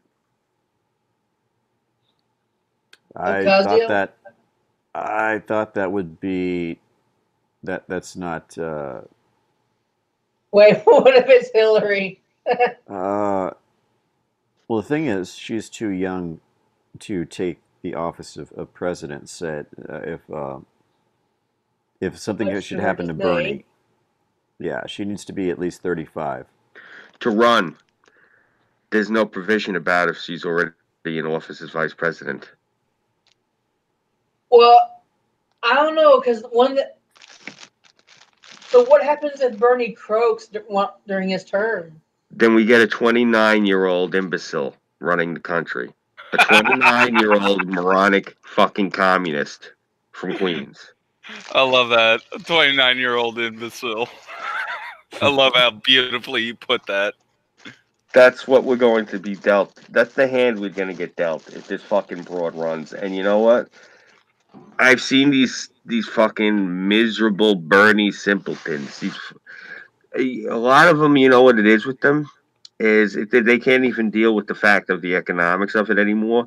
Like when I seen him grimacing, I mean grimacing like somebody was fucking shoving a corn cob in and out of his ass. When Ted Cruz just sat there and fucking painted the fucking floor with him.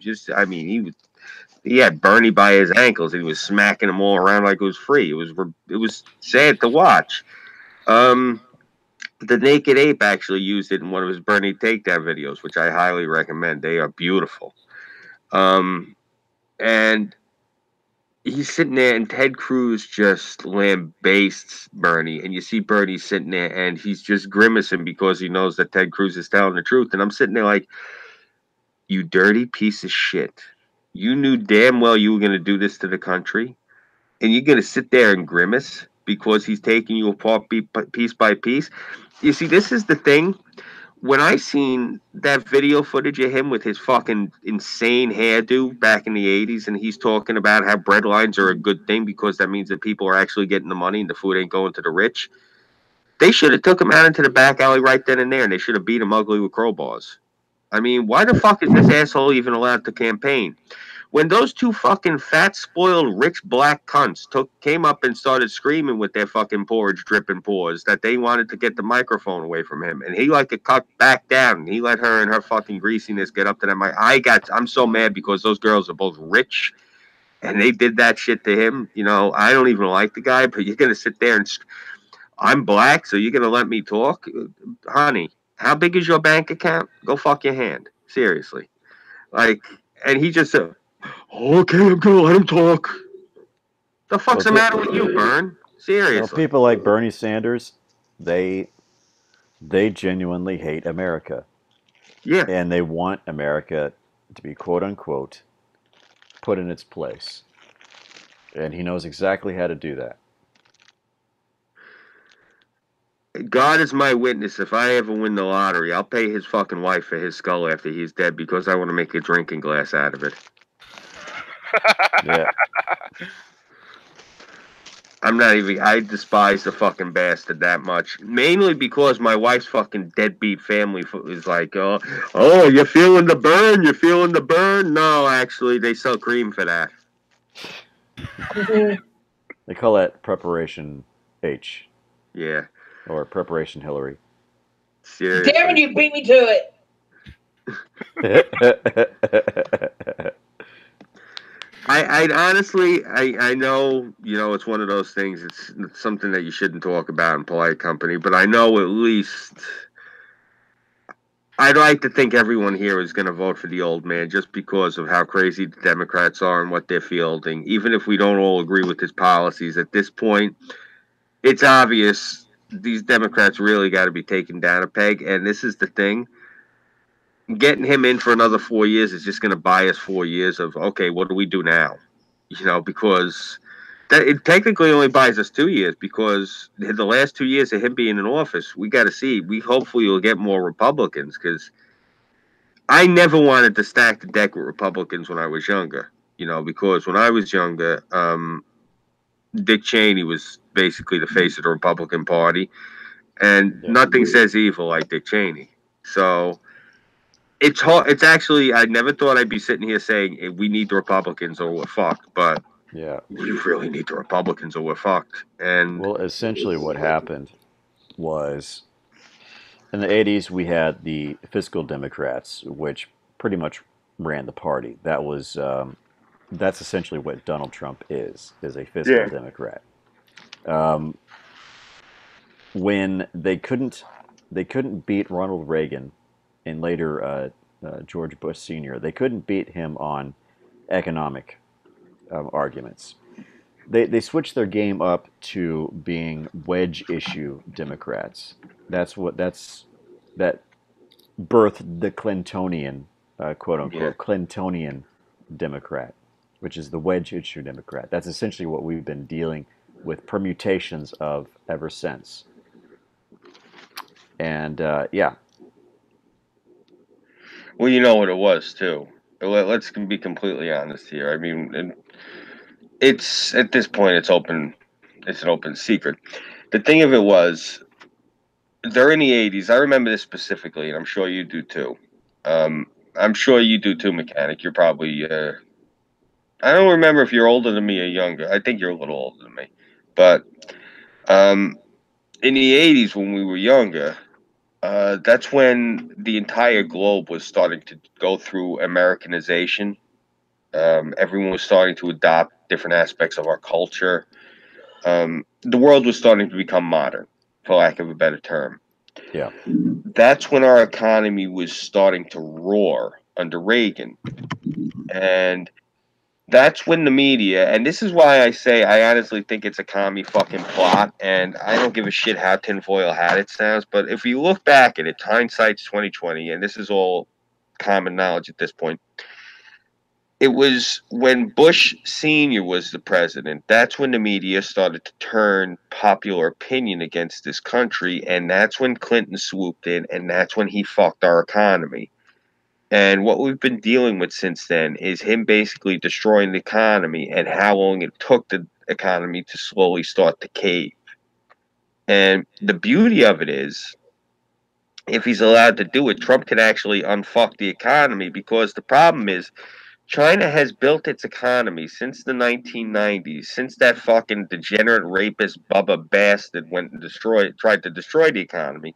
But since Clinton signed that bill in, China's economy has been built solely off of uh, being a parasite to our economy, and specifically having their currency be parasitic to Britain's currency. So the fact that Britain was going through Brexit and we got Trump as president is really fucking with China severely right now. And the beauty of it is, well, it's kind of suck on the global. I mean, it's going to throw the entire globe into chaos, but it'll be great for our economy if China collapses. But that is what's going to happen now because of the way that the Clintons. I don't know how much the Clintons were aware of what they were doing, but they basically China is now completely tethered to our economy. So what Trump is doing, China's economy is going to collapse within the next 10 years easily if Trump is able to initiate all of the fiscal change he wants to initiate. So it's going to be an interesting ride, guys. Yeah. Well, hey, China could get their shit together and ditch communism. It's I don't just know a if it's thought. possible. Hey, it's just a thought. They could ditch the whole communist thing, and if they really don't want to see their economy collapse, they can ditch Bernie's bread lines and get with the times. Yeah, excuse me, Fiona. It's not the company. You know, the problem with that though is, are you guys aware of how China's not just that it's communist, but how it's built over there? It's basically kind of like how the American South was, and kind of like how Europe was. It's a combination of slavery and fiefdom, and it's really fucked up. To be completely honest, that's why when people talk about how the Chinese are using a mixed model, I tell people all the time, no, it's really not, because it's still straight up communism over there. When people talk about how they're earning money and this, that, and the third, yeah, that's probably in like the cities like Beijing or something like that, because they actually have whole villages out there that some of these villages have just been wiped off of the map because China exploited them to death. Think about that. Yeah, there's no way on God's green earth that country can hit the restart button. It's got to collapse first. People talk about Mexico. No, Mexico don't need to collapse the same way China needs to collapse, because China's a superpower right now. That thing's gonna it's not just gonna collapse, it's gonna fucking cave. And when it does, I I know we're going to see it in our lifetime, but I am not looking forward to that, because that's when you're going to see some apocalyptic shit. When China goes down, it's going to start a vortex. It's going to affect Russia. It's going to affect Southeast Asia. It's going to affect Japan. It's going to affect fucking Mongolia. It's going to affect everything that's over in that part of the world. All of the countries that border it, India, all the fucking stands. Yeah, you're going to see shit go nuts. Do you remember what happened when Russia collapsed? Yeah. Mm-hmm. You remember how much fun the world was for about a good 20 years? Yeah.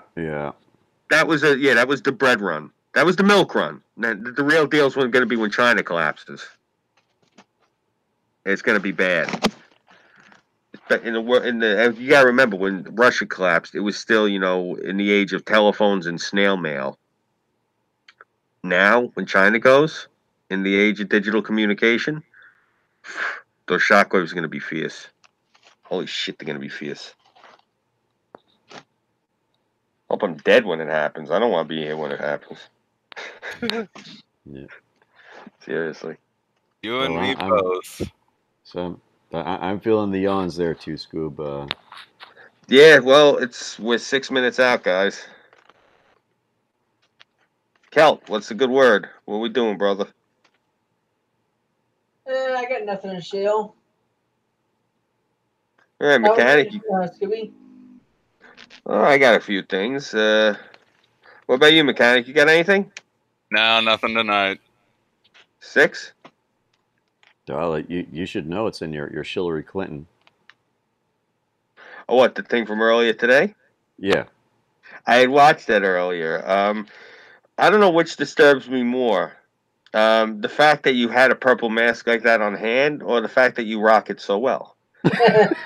But I definitely like the video from what little I caught. I didn't get the chance to actually watch it. I skimmed through it.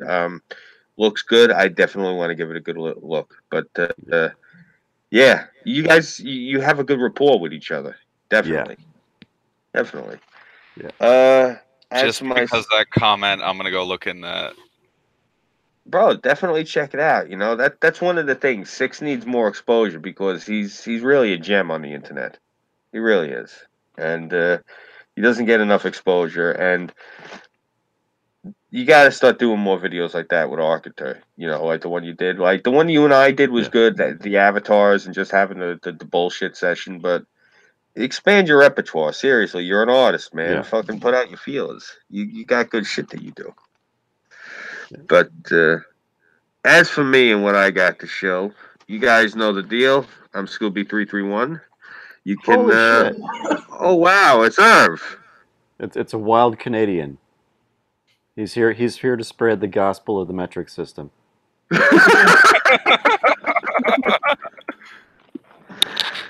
Irv, you there?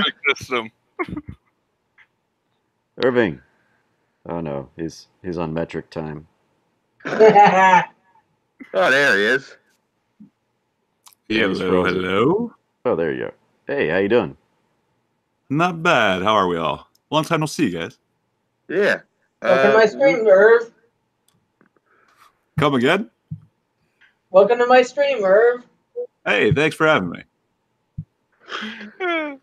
Your timing's amazing. We were just actually going through the outro shills. But that's all good. It's all good. You feel like doing an after hours? Sure, yeah, we can run for a little while.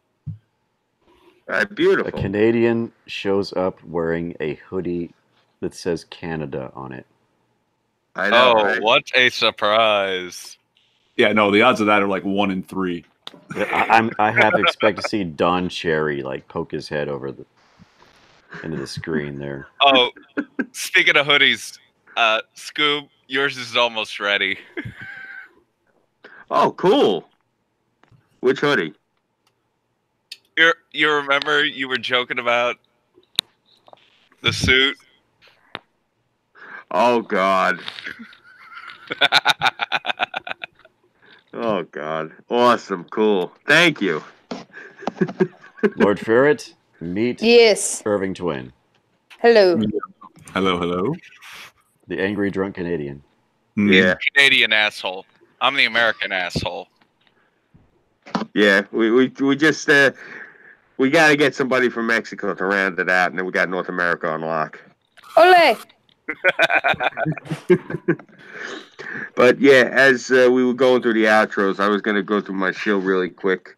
For those of you watching, you know the deal. I'm Scooby331. You can follow me here on YouTube. I am on Minds.com, Gab AI, Patreon, and PayPal. I am looking for crowdfunding right now because I'm going to be trying to go up into Manhattan to film St. Patty's Day Parade and see what they're doing to my mother's culture. And Raping it like they've always raped the Irish. yeah, seriously. I'm not even fucking wrong, am I? No, you're really not. To be Irish is to be fucked. And yeah, once those videos are cut, probably gonna eventually put them on Instagram because I got an Instagram, but there ain't nothing on it, so I'm gonna probably put them on there. And yeah, that's it. So you guys know how it is. I do crowdfunding.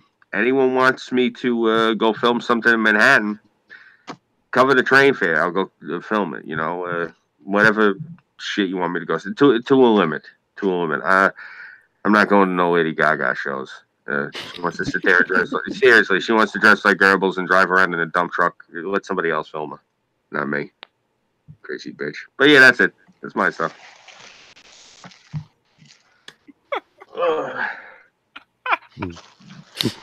I'm not joking. She was driving around dressed like a fucking communist in a garbage truck when Trump won. I'm not making up. Look that shit up. When he won the election, she was driving around fucking Manhattan in a garbage truck. They had to like pull her ass over. Holy shit, there's new people in the chat. Hi, Ed the Feminist Slayer. I appreciate the shit out of your name. Oh, Feminist Slayer. That's really cool. I'm gonna have to get your Discord later, Ferret. Ed, well, you never heard of Irving? Okay, well, here's this. Subscribe to everybody on the panel. Just works. do it. Just do it. Except me. Fuck me. Don't fucking subscribe to me. I'm not going to do anything for you. Fuck you. Very well. Yeah, you don't have to subscribe to me yet. I ain't got nothing up. I'm still working on my shit. And I do mostly Canadian-centric content, so don't bother. It's not... Oh, I'm sorry. I think I misheard you. Did you say Caucadian? Is the U.S. going to annex Canada? Jokes. No, they're trying to sell Montana to us for $1 trillion. Like we have $1 trillion. Don't fucking buy it. What's wrong with you? It's Montana. The fuck is that? We just waited out long there. enough. Someone will pay us to take it off your hands. That's how I feel. I've been there. There's nothing there. There's dinosaurs there. There's a few elk, maybe some rednecks. That's about it. Two states that suck ass. Montana and Colorado. I don't know. Colorado's got something going for it. It has ski resorts. Colorado sucks ass. I heard their mushrooms are really good out there. Last time I went up to Colorado, I brought my own beer. And it was for a family reunion. I got up to altitude. I went inside, and I came back outside, and all my beer was gone. Yeah. Colorado sucks. Isn't that Coors country? Oh, that's too funny. Because Shiner up there is like $12 a pack. I'm not Seriously? paying 12. Yeah, I'm not paying $12 a pack for Shiner. I brought my own. Hell, I can go 45 minutes out of town to Shirts and get it right straight from the source. I like my beer from New England, thank you. Sam Adams. Seriously. I can get it over at Metzler's down here for $6. There you go. That's there you $1 a bottle. Yeah. I'm gonna be drinking. I'm gonna be drinking a sixer of Shiner on my birthday stream. Nice. The last time I bought I bought beer in Manhattan, it was probably 2004, I want to say, and I was at a media conference at the Roosevelt Hotel, and I picked up a 6-pack of tequila, and before tax and deposit, it was $18.95. Good Lord. Yeah. I don't drink fucking piss water, thank you. I drink whiskey. Yeah, usually I'm My girl. Yeah, that's a guy actually. It's Sir! Oh my god, what the fuck? He's got one of those MC 12? Chris kind of... No. No. Sky Think Boy. of MC Chris. Yeah, but you know what the real kick in the pants is, Irv? I've seen Ferret on camera. He's fucking enormous. He's like this. Seriously. Seriously. His biceps look like coconuts. Excellent. that game stuff. All right. Excellent.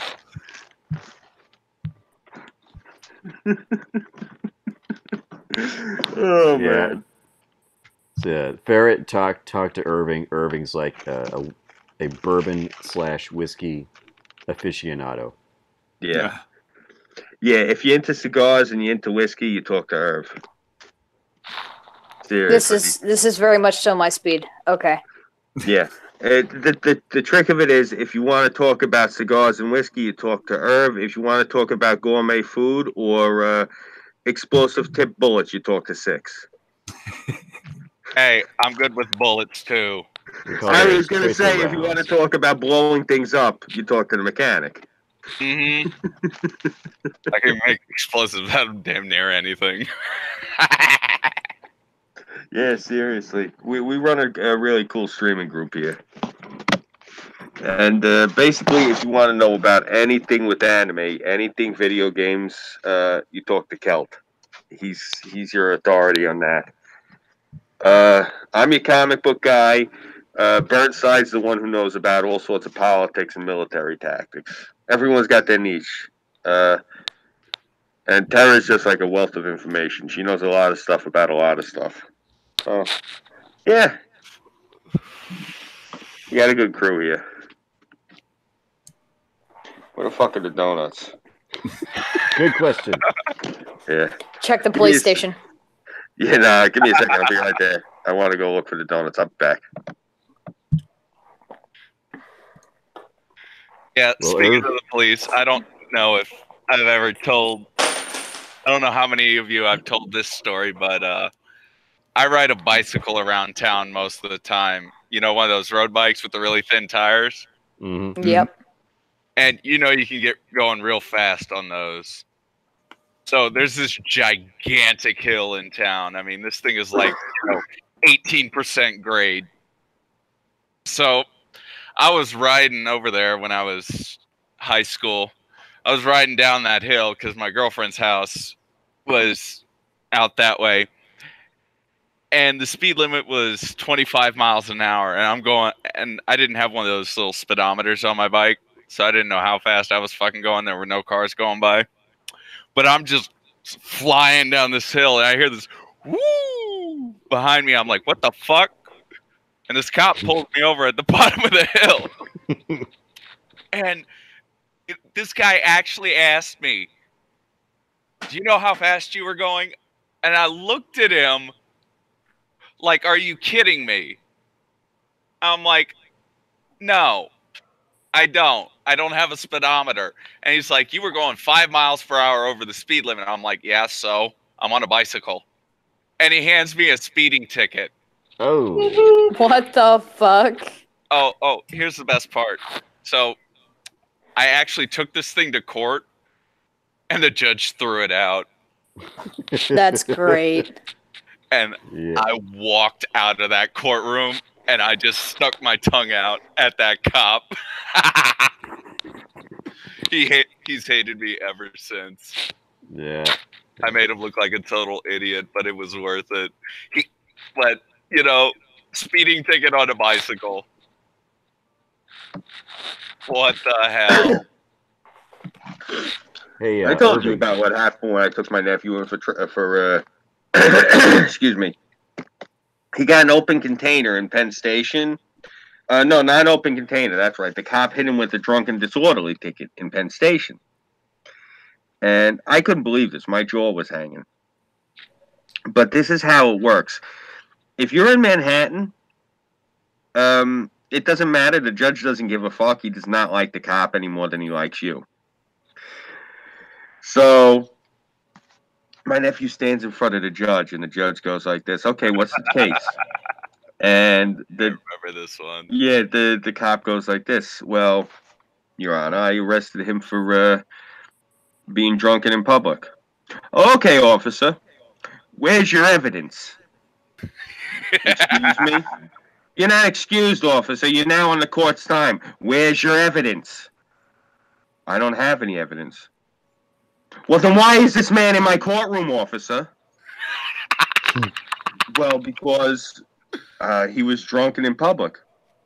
I just asked you where your evidence is. You just told me he's drunk in public. I asked you where your evidence is. You said he's drunk in public. We're going to do this all day, officer.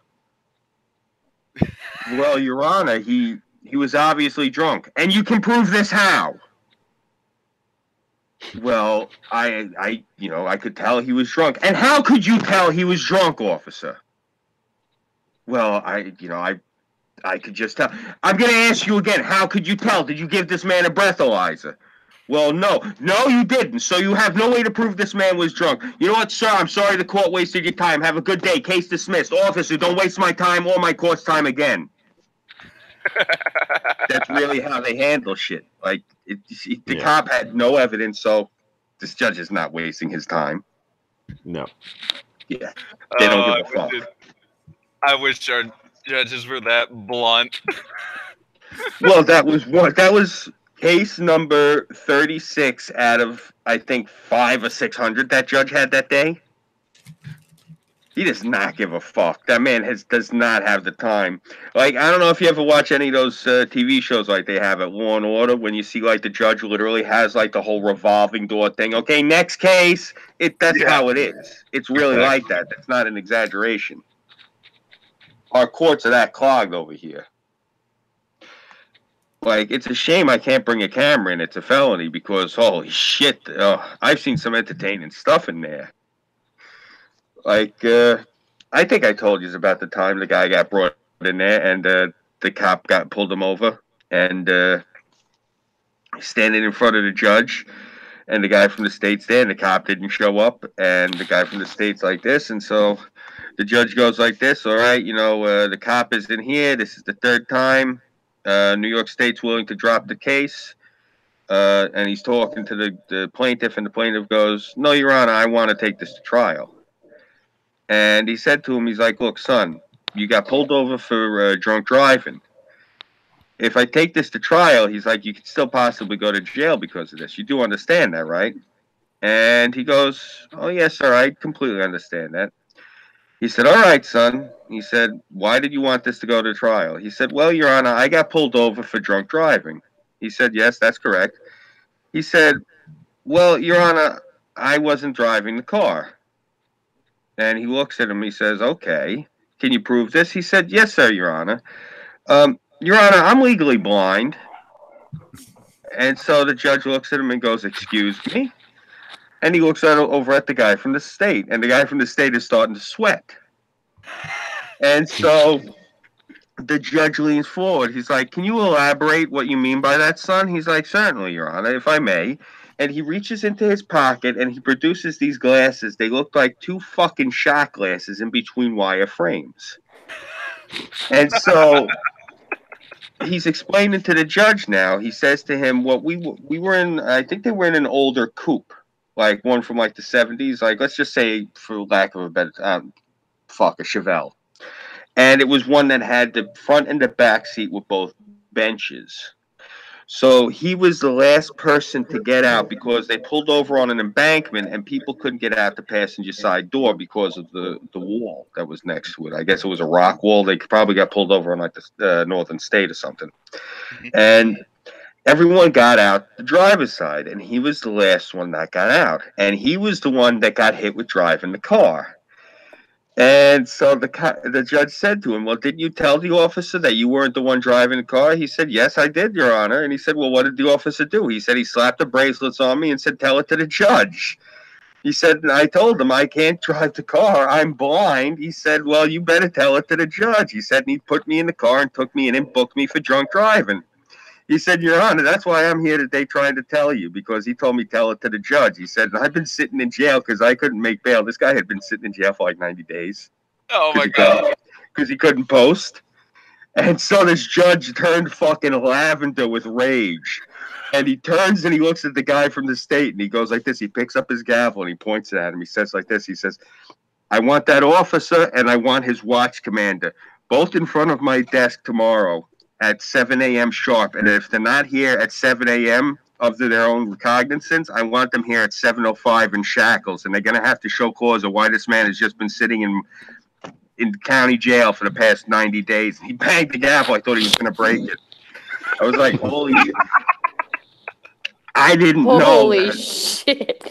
That right? is hilarious. When he said that, I couldn't believe it when he said, I want that cop and his watch commander here at 7 a.m. And if they're not here at 7 a.m., they're here at 7:05 in shackles. I was like, wow. I didn't know they had that much power. And I turned to my father and he said, oh, yeah, Pachorta, you have no idea what these judges can do if they want to get something done, they'll get it done. And he signed the paper right then and there. I couldn't believe it. The guy came out and he signed out a fucking warrant for that cop and for his watch commander. I was like, holy shit. Yep. Like, wow. Fucking justice is served, right? Yeah. Say, speaking of justice, Irving, You got here just after I was doing my shill, but that project with Arcater. Mm-hmm. Oh yes, first episode's in the can. I did notice that it was going live. Unfortunately, Alex Jones and Joe Rogan beat you. Oh I was damn! occupied, buddy. Damn! I got upstaged by Alex Jones. Fuck. I guess it was the male vitality pills. Damn. Thank God for rewatch time, right? Yeah, Exactly. yeah. I don't fault you. I don't fault you. That's too funny. How's Alex Jones doing? I know he hasn't been able to get any of his shit out there lately. You really ought to watch that 4-hour live stream, and you'll see how he's doing. He's doing Alex Jones. That's how he's doing. Good man. Good. I He's was just- worried for him. He's just Alex fucking Jones through and through. Like, oh, it's fucking amazing. It's like part hilarious, part terrifying, part none of this can be real. Seriously? Who the what? Yeah, but man, it's so entertaining. I definitely got to check it out then. Oh man, guys, it's a quarter after 12 by me. I'm starting to fall out. I gotta actually get up early and take it to work. And I was just asking you about 10, 15 minutes ago if you were gonna do after hours, but I think I hit the wall. It's all right. It's all right. You gonna be around tomorrow? Yeah. I know you were telling me you're on vacation. What the fuck is tomorrow? Thursday. I got a bunch of shit to do.